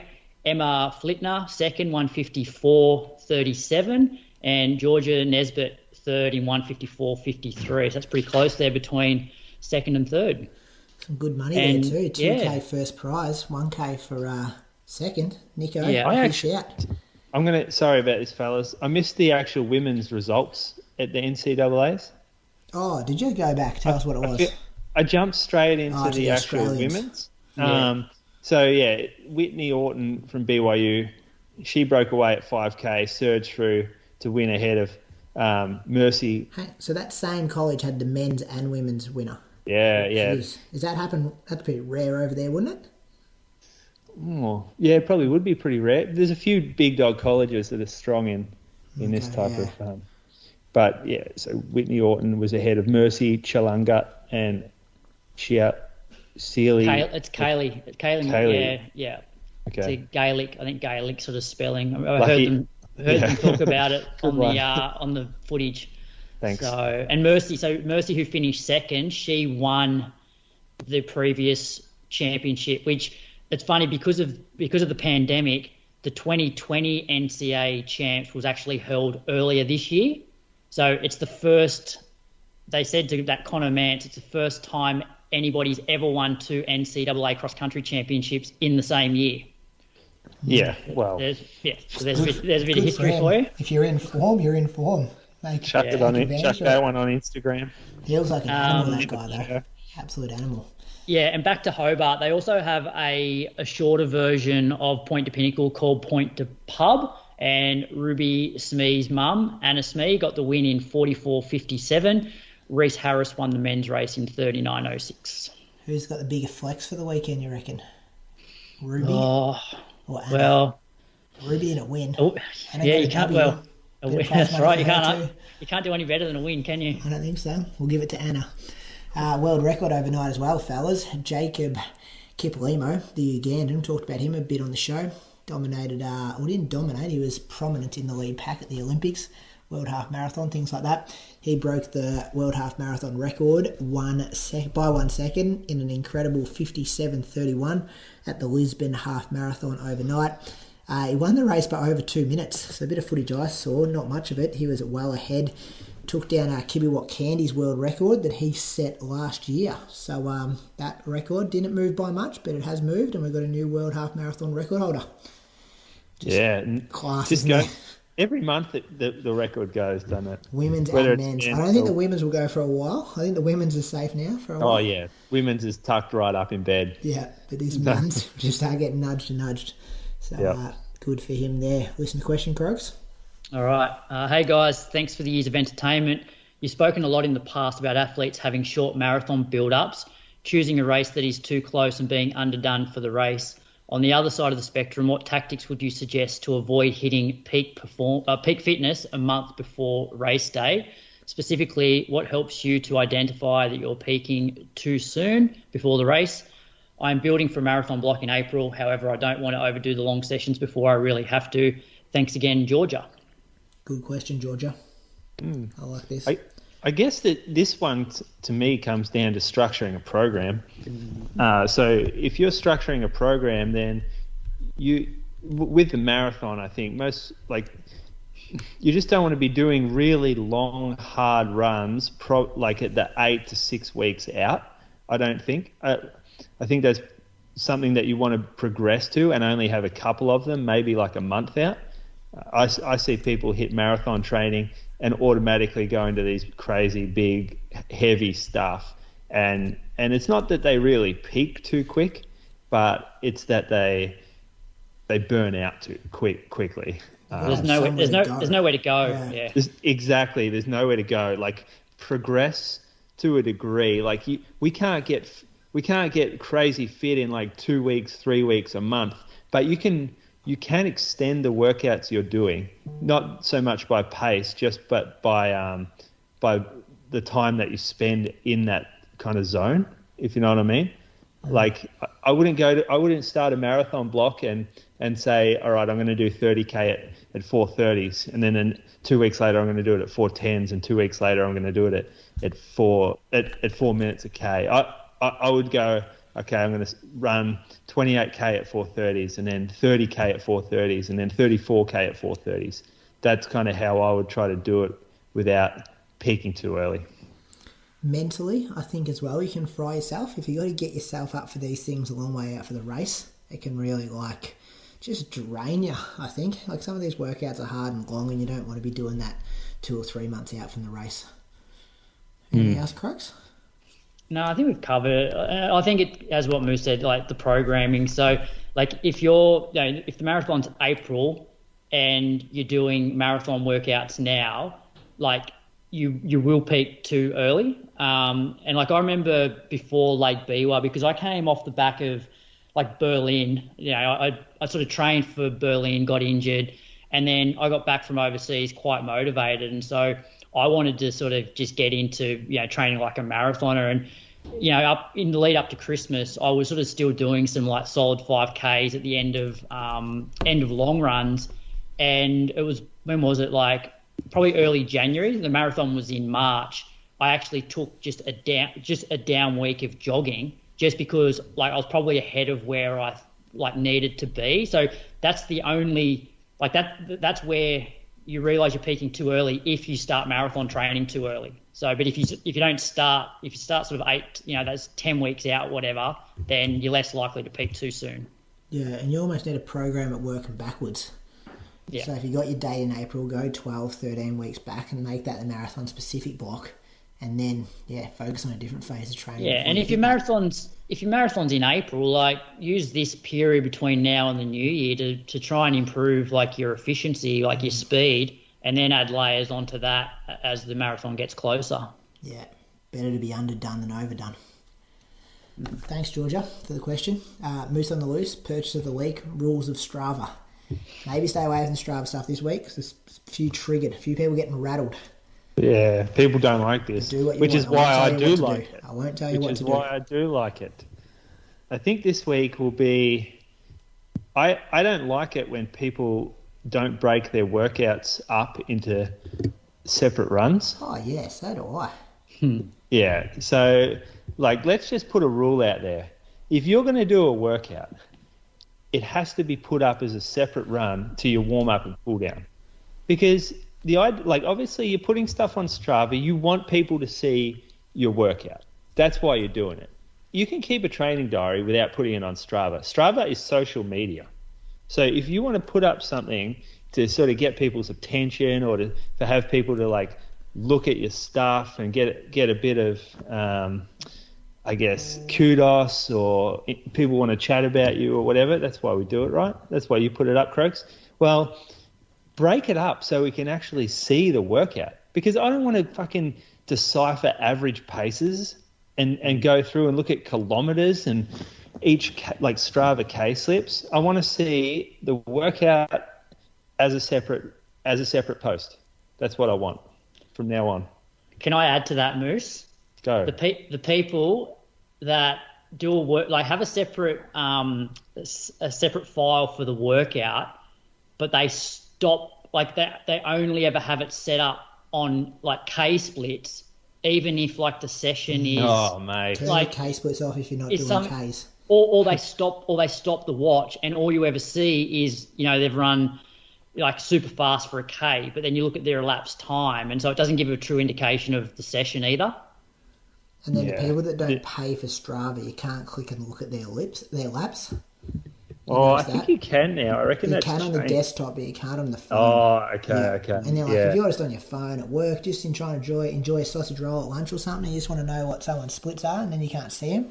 It's like, come on, just put them in, put your watch settings on properly, or pay for Strava. I tell you what, I remember early days, I reckon I did a Moose on the Loose maybe about someone having K-splits beeping the whole time when you're out on a long run. I reckon I ran with you once. It was one of those years after Steigen, and there was a big group, and someone had their K-splits on, and like a K in when it beeped, you just like turned to him and just said, like, you got to be kidding, we're not doing this for the next 2 hours, are we? Yeah, maybe I did. Maybe it wasn't a public Moose on the Loose, but I definitely had a thing about, like, why the fuck do you need to know what your K-split was? How is that relevant at all? I have that on my watch. Does it, yeah. My watch beeps every K. Does it really? On just easy runs, yeah. You know what? That's just the reason why you run too fast. Possibly. Because you're constantly getting these, like, for you, like 3 minutes 55 reminder. Oh, that was a good one. Oh, yeah, adrenaline. Oh, I'm feeling good today. Whereas you don't need that shit. You know what's not good, Moose? When you've turned, like the other day when I had the miles. Oh, it wasn't the other day. Maybe it was the other day when I don't know. I had like 1K or 2K splits or something on for a workout. And then when you do your recovery run the next day and you forgot to turn them off again, and then you get a K in that starts beeping and you're like, oh, no, I've got to commit to this now. Like, and I've thought about to stop, delete it, but I'm like, nah, I want that extra K for my weekly mileage. What about, this is a real problem. This is about as bad as you get when you fuck up Strava, is when you have K splits on, but you do it like, but the person that you run, the workout is like 5 minute mile reps. Yeah. Yeah, or 5 minutes effort, and they've got K splits on, and they're halfway through the rep, they're watching laps. So they have no idea what time they're up to, or what distance they're up to, or what the pace was anymore. It resets their lap. And it makes it tricky as a coach as well when you're trying to look at their data. You're like, okay, so for that first 1K they average that, and then for the next 83 seconds they average that. What was the actual average? Mate, I reckon I could teach Pia how to do that on the watch 8 weeks old. Why can't you fucking work it out? Yeah, but some people just don't want to do it. It's not they can't work it out. They just I don't understand though how some people like do the session when all, like, I don't know, whatever session is, but all the data you see is what they've run for each individual K. Like, do they not take laps? Like, I don't know. There is a big difference between, I think when a lot of people get their Garmin's or their Coros or whatever out of the box, a lot of people never touch the settings. Whereas I think in like sub-elite, elite running, there's a lot more modifications that go on for the watch. A lot more like manual split stuff and turning that stuff off and changing your screens to see things you actually need to see, and like probably dumbing it down a bit, getting rid of some of the information. But imagine though how much, like, especially a session where you've got lots of laps, like having to constantly look down at your watch to work out when you have to run hard and when you have to run slow. Like, it's so good having the watch just, have a 5-second countdown, to when you start and when you finish. Plus it also takes the lap for you. That's handy. Anyway, write in if you're not happy. What's coming up, Moose? How are we going with the singlets? We're getting close to race day, yeah? Actually, I have a date on the singlets. Okay, that's I have a good. collection date. Have you figured out how to log in and sell them yet, though? Couldn't you not access that store? Oh, yeah, I sorted that. Okay, good. we in Shopify had ourselves a morning. I love how he was like talking to us about it as well, Croaks. Like we were the ones who were going to solve that problem. Yeah, it's like, Bruce, that's your department. We do not know anything about that. If it's my department, I'm starting to put invoices in for it. I think you already do, don't you? No, I don't, but I will be. You're already overpaid. We're going to be picking them up on the 6th or the 7th of December. Now, this is very tight. That's a tight turnaround. That's the best I can do. So you can get them express posted. Wait, can you? What's that, like a Wednesday? Yeah. Or Moose will be at Albert Park. Oh, yeah, that's Monday. Moose will be at Albert Park on Saturday afternoon, and you can collect them off him, and he might even sign an autograph for you. It used to be at gate 3 of the MCG at 5:30 a.m. on race morning. If you want to pick up. Did we pay for an expo slot? Did we pay $5,000 for an expo tent? That's why we have you at Albert Park. Gate 2. We're just set up on the bridge, so we don't have to pay the expo fees. Like those guys, man, when you used to go to the footy and they're selling like fake merch. No, so I reckon we can get them to people because that's the Monday. We express them; they'll be there by the Saturday. Anyway, what we'll do is we'll sell them early. We'll sell them on the weekend, so that on Monday when I get them, we just go bang and. Oh yeah, if they're in the express by Monday, we're laughing. Yeah, we'll be fine. We'll be fine. And if not, well, you got your singlet for the next year anyway. Yeah, it's still a good singlet. So I should say, I'll do it. I'll put up a post beforehand. Yeah. They fit small, these fucking things. They fit real small. They've always fitted small, haven't they? Yeah, but I reckon these yellow ones, I'm an extra large in the yellow ones. Even smaller. That's a real ego kick. Like, to be an extra large in something. Oh, not good when you're coming back from an injury. Got the dad bod, and all of a sudden Nike just really sink the boots in. Yeah. Talking Melbourne Marathon, we do have a live stream with the Melbourne Marathon coming up on December 5th. So put that date in your diaries. A few more details next week, but we'll be doing a bit of a thing with a few guests joining us and a bit of race previews and all those kind of cool things to do a week out from the race. So chuck that in, and we'll let you know the time and a few more details next week. Do you know the time? No, I don't know the time. Do you? No. I just know the date. So when is it? What's the date of it? Yeah, you better put it in your calendar. You're on there. December 5th. Is that a Saturday? I think it's a Sunday. Sunday. Ooh, Sunday. Sunday, Arvo. Nice one. A week out. Yeah, it should be good fun. So, keep an eye on our socials, their socials, and things like that as well.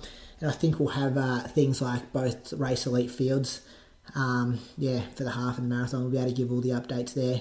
I think the Elite Athlete Coordinator might be coming on and some favourites for the race as well.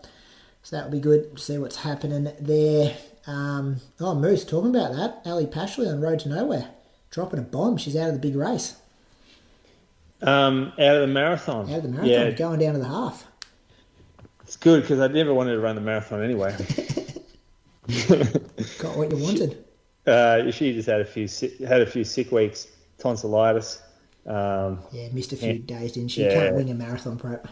It was always a tight turnaround. It was always real tight, especially she was doing it because she needed a race to train for. Because and for me, I'm like, fucking do Zatopek. Zatopek is the race to train for. Like, imagine winning Zatopek. You haven't done that yet. That's something you look at forever. Fastest in the field. Fastest in Australia currently. Win the biggest 10K in Australia. Actually, Eloise Wellings on her return is the fastest currently. What, in the last 2 years or something? No, but like the current, she's still the athlete going. Yeah. She's still like a live, active, current athlete. Still an elite athlete, yeah. She'll rock up to Zatopek and be the fastest in the field. Yeah, she said that. Sorry, I did get that wrong there. All right, so there's some chat for you. Croaks, what are you doing between now and next week? Hopefully heading to the coast. I was meant to go last weekend, but the weather was the forecast was crap. So we thought, what's the point of heading down the coast just to sit inside? So hopefully the weather's a little bit better this weekend and we'll go to the coast. Good. Moose, what do you got coming up?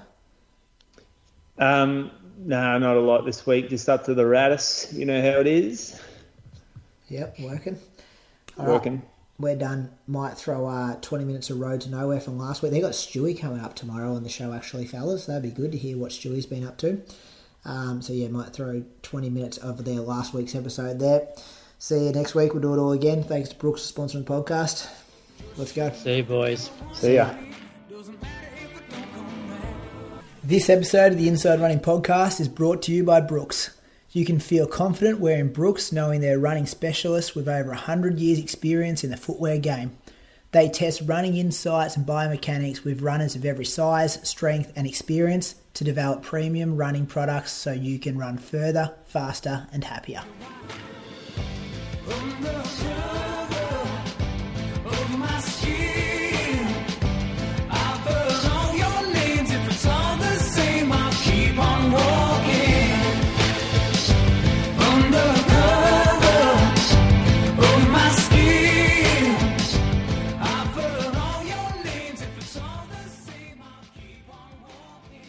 Hey guys, welcome to episode 9 of season 3 of Road to Nowhere. I'm Nick Earl, the new Tassie M35 5k record holder. So, pretty big deal around these parts. Please welcome my co-host, the guy just unzipped, Joel Tobermike. How's it hanging, Joel? Oh, low. Yeah, I'm going great. Enough of that already. Welcome to the Olympic marathon legend, Ellie Pashley. How are you? Good, thanks, Nick. Are you offended that Joel just unzipped something? So I am. No, because the camera's not on. So. Are yours? Oh, Joel, can you turn that off? Bloody hell, I don't want to see that. All right, anyway. Oh, that's a fucking funny start to the podcast. Well, yeah. Brady doesn't put the first 20 minutes up now, so it's fine. Yeah. It goes out to the true fans. Well, The true fans just heard me unzip. You got to loosen up before a podcast, Yeah, I know, but not exactly that much. Right. Yeah, all right. Anyway, Ellie, are you on Strava, Ellie, actually? Should I bother opening it or not? Nah, I'm off. You're still off? She's full gone. Still off. Yeah. She's not full gone. She'll be back. Yeah, I thought I'd be back, but I'm quite enjoying it. Yeah, really? Sinead It's messing with people. Yeah, it's annoying. Yeah, when you're trying to do a hey. podcast about running. Bloody hell. Yeah, exactly. I can't follow your week at all. I literally got Strava to see your training, and then it was like, oh, Joel's got Strava. All right, I'm on. Ellie, that is actually true. You sent me a message saying, because of Ellie, I'm going to join Strava. And I was like, oh, that's nice. And then you've left. Unbelievable. I know. You're my 27th favourite Victorian runner, Ali. That's why I do it. 27th. Yeah, oh, maybe 25. I forget. Was it I'm yours gonna my have a look at- second I'm gonna have a favourite look at my netball Excel player? spreadsheet. All right, let's talk about some running, Ellie. What have you been doing? Because All nobody right. knows. Yeah. So on Tuesday, I went to the track in Geelong, and I did mile, 6x400 mile. I think I'm just trying to find the. This is why you need Strava, Ali. Well, it's on Strava. It's just all private. But I could have I've gotta given find the you, actual- I could have been telling you what you did now. Yeah, you could have. Can you get Nick and I into the, can you let us in? Or when it's private, you can't, have some people see it? I've thought about that because I was going to try and let Julian in. Yeah. But then... You could just I don't block think you everyone can. except 3 people. Yeah, have to I be think that's blocking it. You people. either make it public to everyone. You can either make it public to everyone, to your followers, or just you. You can't select people that can see it. Uh-huh. That would actually be a good function, though. Or it should be like a follow, or you can show people that you follow, and then you unfollow everyone except me and Julian. Yeah, that's true. What about all the people that I coach that I need to follow? Nah. They Tell come them to Pulse. put it on public. They can put theirs on public. So Hang on, start the again. What your mile- session yeah, was? so mile, lap jog, 6x400, lap jog, mile. So the first mile was 3:17 pace. Sorry, I got a really irritating question here, Ellie. Do you Yeah. actually do the extra 9 minutes? Is that 9 minutes, 9 meters for the mile, or do you start on the No. line? No, just 1600 meters. Well, there you go. Wanker. Oh, Oh, can you not swear on this podcast, please, Joel? sorry about that. You're right. Just this once. So 1600 and then 6 400s. Yep, the 400s were... What are the recoveries? So we did a lap jog after the 1600, and then the 400s were 73s, and they varied a little between 71 and 74. And then the last mile was the same pace again, so 3:17. I think the instruction was 3:20, but we just was it a minute between the fours? Yeah, 60 seconds rest. Yeah. And my watch has done that weird thing again where it's auto paused, but I'm pretty sure it was 60 seconds. Well, we can't see it anyway, so that's pointless information, Ellie. Then one more lap jog, then a mile. So that was all right. I started to feel better again after feeling pretty shitty in workouts last week. And I did that with Kieran, one of the guys. So everybody had all different sessions and people were there at different times. Some of the guys were doing tempos around. So we go to Deakin University and there's a road loop around the outside. So it works quite well because, even if people have got like threshold or tempo sessions, we can all still meet, warm up together. There's a 4K gravel loop, and then some of us can jump on the track and some can go out on the road. That sounds good, actually. So that's Deakin. Yeah, it's really nice. That's Deakin Uni track in Geelong, is it? Yeah, it's in Warren Ponds, which is like a suburb of Geelong that's kind of closest to the coast. So it's pretty good for for me to come from Aries. It's much closer than going into Landyfield, which is in the middle of town. Yeah. And like most of the guys live in Geelong anyway, so it's not far for them. And it's freshly laid track, is it? Yeah, it's pretty new. I reckon it got built it looks pretty swish. Do those it's been built since I moved down here, so maybe like 6 or 7 years ago. There's a basketball court, which... Does that annoy the crap out of me at Melbourne? I was going to say, it's good in theory, but there's always basketballs flying across lane 1 at you when you're running past. There's also the amount of times fields in the middle, so I've there's just soccer balls too. I've booted the ball away during a session, just like wellied it, like absolutely connected when I was doing like a K rep, and the guys were just moaning. I'm like, get a fucking ball off the track. Because I get really annoyed when like something disturbs my session.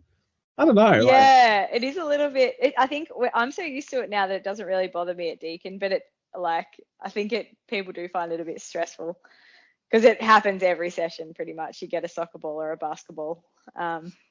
Seems to always go right at the wrong time when you're just about to go past too. Oh, it's so annoying. But because we complained, they've put like quite a big like net up behind the ones at Melbourne. Did they? These ones, they look like they're just open completely. Yeah, they've actually got nets at either end of the soccer pitches. So if people are going for goal and they miss, there's nets there.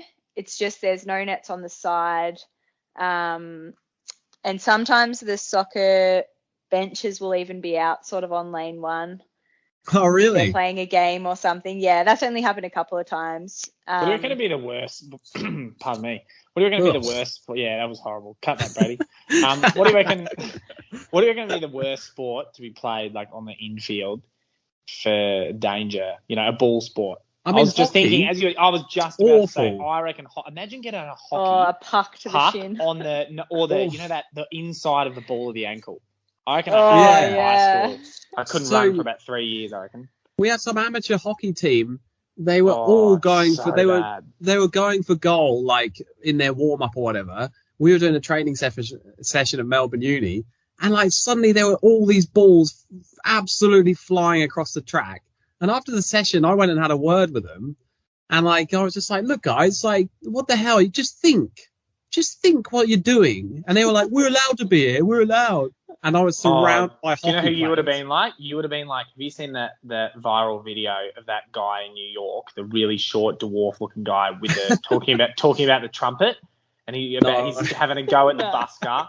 Okay, there is definitely one listener who will know, and I'm going to send it to you guys after. It is the funniest video, and he's screaming at this busker saying that he's anyway. That's what you would have been like. The thing is, I thought Liga Decky, who's 6'5", right? I thought he was behind me, backing me up. 6'5"? He's massive. And I turned around and he had pussied out and he was miles away. And I was just me shouting at these like bloody big hockey players. I was like, all right, boys, Yeah, if you could just Do what you want. go a bit easy. And if you hit me, don't worry about it. Okay, see you later. Yeah. just below the neck, please, guys. Come on. Yeah. Oh God. Yeah. Anyway, Ellie, good session. What was your last Thanks. mile actually? It was at 3:17 pace as well, but I accidentally, I stopped my watch and Oh, for God's sake. Oh, Yeah, this is actually why you're off Strava, because you've suddenly just gone really crap at your watch. Yeah. So it was. Hang on, I've just got out of it. Oh, jeez. You're making a meal of this. Yeah. 241s for 241 for the first 800. And then 800. I thought that was a K. I was like, 230. holy shit, you were flying. You are fine. No. Get her in a race. 238 for the next one. Okay. Yeah, so that was just like a fine session, nothing amazing. And then Friday I did 4x2K.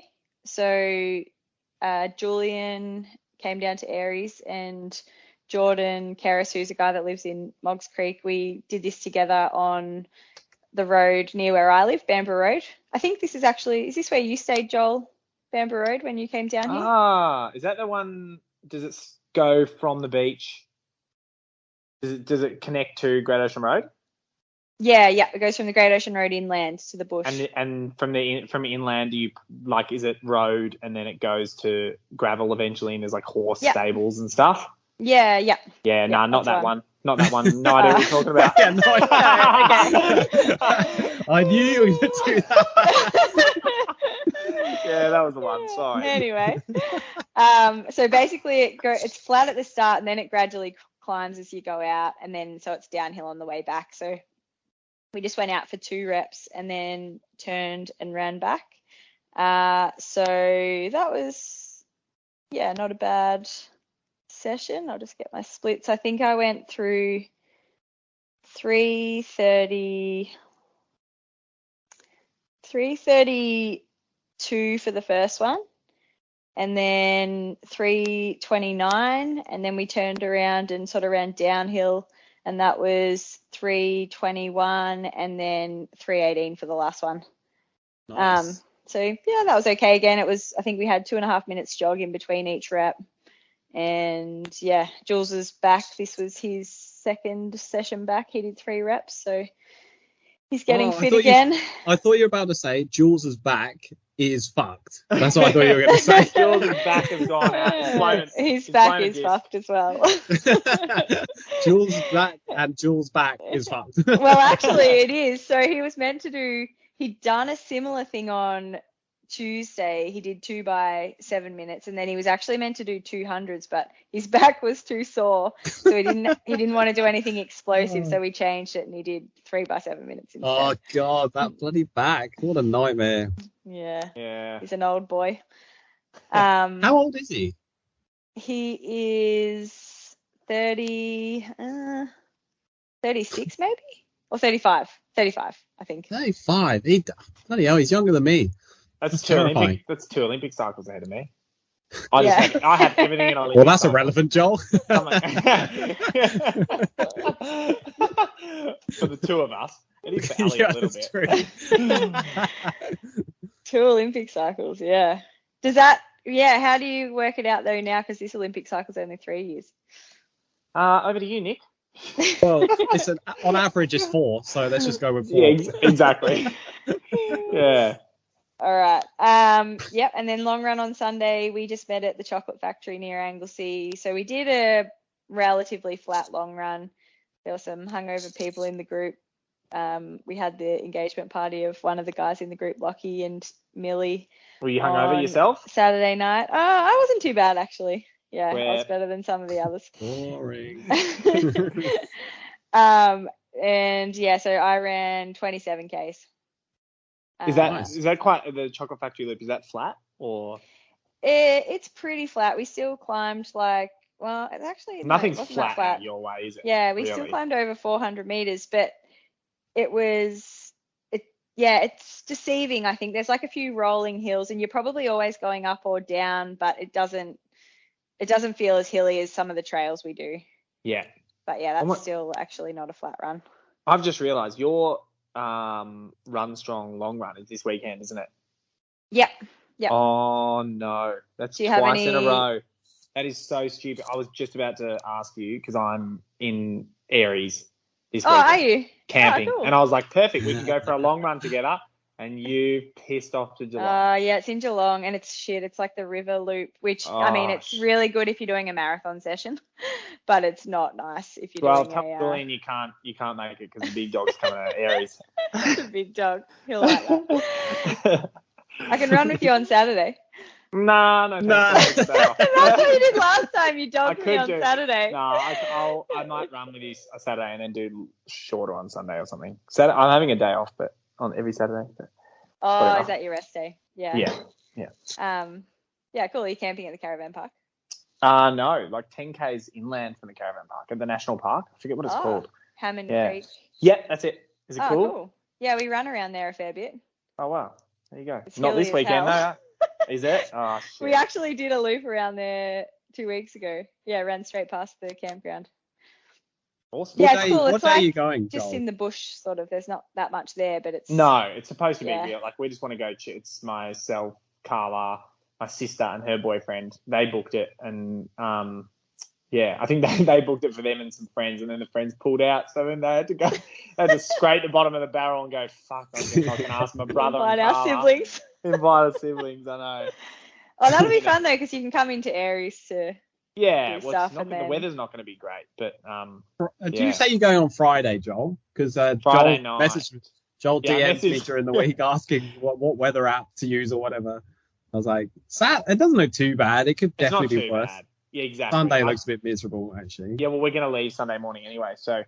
Well, yeah, but you'll be all right. If any are there listeners from Aries that have to do a long run Sunday? Because I would love to have some company. Somewhere around there. There's not that many runners down here. Surely we get like 30. And they're all going to be with Ellie. I'll send you a loop from the campground if you want.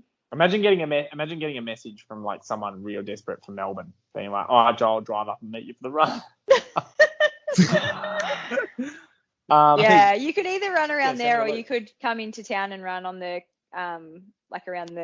you could do a loop around the cliff tracks and then some of the other trails. Yeah, but there's heaps of places to run. Yeah. When you dogged me, then we have a load of British listeners by the sound of like the Patreons.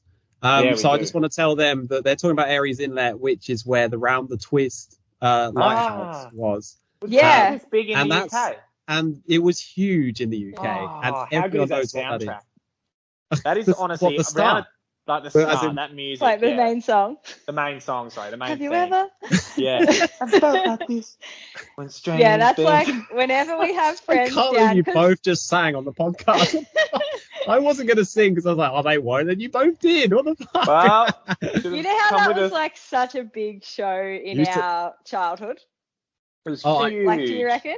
Yeah. It was huge in my childhood. The day after when they were doing the pissing competition, when they were at the urinal and they were pissing up the wall, and then Bronson made it go over the wall. Oh. Do you remember that episode? Yeah, because the next day at school, everyone was seeing how high they could piss on me. Have you watched it recently? It's actually kind of weird. I haven't seen it for about 20 years. Yeah. I have memories of it being really like eerie. Like they had these weird. I remember the mushrooms episode. The pasta eating competition or something. There was some eating competition and it was all scary and they had food all dribbling down their face. There were ghosts and stuff. I remember there was a mushrooms episode where like these massive mushrooms grew and they exploded and this yellow shit just went over everyone. That was I remember that. Covered in it. It was just like freaked me out. But it was a great show. All Nick's memories is with Bronson. He was my favourite. I thought he was hilarious. Yeah, absolutely. I loved it. Whenever we have friends come and stay, they're always like, want to go to see the lighthouse. And embarrassingly, I actually didn't know that. I did not know. Oh, really? I knew that it was filmed somewhere along that coast. Like, if you said Warrnambool, I would have been like, yeah, that's right. You know, it was somewhere. I knew it was down there, but I didn't. Of course, it's the only big lighthouse, isn't it? Yeah. There's a block of land for sale beside the lighthouse for $9 million. Wow. Really? Hell. It's ridiculous. Is it nice? Like a really nice block of land as well? Yeah, like it's up on the cliff overlooking the water, sort of, but it doesn't actually have as much of a view as some of the other ones but it's like right below the lighthouse pretty much, so it is quite cool, but I don't know if it's $9 million cool. Imagine if only like in the running scene in Australia, only Nick Badeau could afford that, I reckon. $9 billion. Jeez. All right, what was the mileage for the week, Ellie? It was 139. Nice. And how many weeks till Melbourne now? I actually withdrew from Melbourne the other day. Oh, really? Yeah, because you can do the half or the 10 or whatever. Yeah, I'll probably do the half. Yeah, okay. I was just like, I was pushing to try and get marathon fit, and I did this before when I went to London, and I had a shocker. I strained my calf. I was so sore after the race that I couldn't run for ages, and you can't half-ass a marathon build-up. Exactly. I was thinking that when you were talking about this, like, unless you do it like for fun, like I did, like in 2019, I did a load of marathons, but they weren't big ones, and I felt that you were kind of putting yourself out there a bit too much for this one. Yeah, so, I think it was going to be a short block anyway, and then I think when you're doing a short block like that, you can't miss weeks of long runs, because it just like you're then trying to play catch up. Yeah, exactly. And I just wasn't getting it, and my hammy tendon's still a little bit niggly, so I haven't been able to do any like big 30+K long runs, and I don't want to go into a marathon feeling underdone, so I'd rather just take the pressure off now, just keep training, and then do one next year. What about if they put the start list out and like the fastest woman is like 2 hours 40 or something? It's not like not for the money at all. $20,000. You just Nick, maybe you should buy this house on next to the lighthouse. Julian always tells me no picking races for money. Exactly, that's a smart decision. $20,000. Think that's 2 episodes of Road to Nowhere. Yeah, but what if she got injured? And had that's to have a lot off? of physio work I wouldn't have to do. Exactly. She could just physio herself, Joel. That's fine. Good decision, Ellie, to be honest. Thanks for letting me know, because I've been like running way more than I should for this pacing job. I've been put You through told me the last week ringer you weren't for the allowed to do pacing it. job. Yeah, no, I'm just talking shit. I just wanted you to feel bad. Yeah, I'll have to tell Kev about it. I don't know if he's been told yet. Don't. Really. He wouldn't have needed to train for the pacing job anyway, so I'm sure he's not too worried. But yeah, who cares? Honestly, I thought you were a bit of a loser for wanting to do Melbourne anyway. Like, you've just come off Olympics, for God's sake. Like, just chill out. Just chill out. It would have been really fun though. Chill like out. Melbourne home marathon. Home. Like it's Bloody sort 90 of. minutes away. Get out of here. Yeah, you know what I mean. Home state.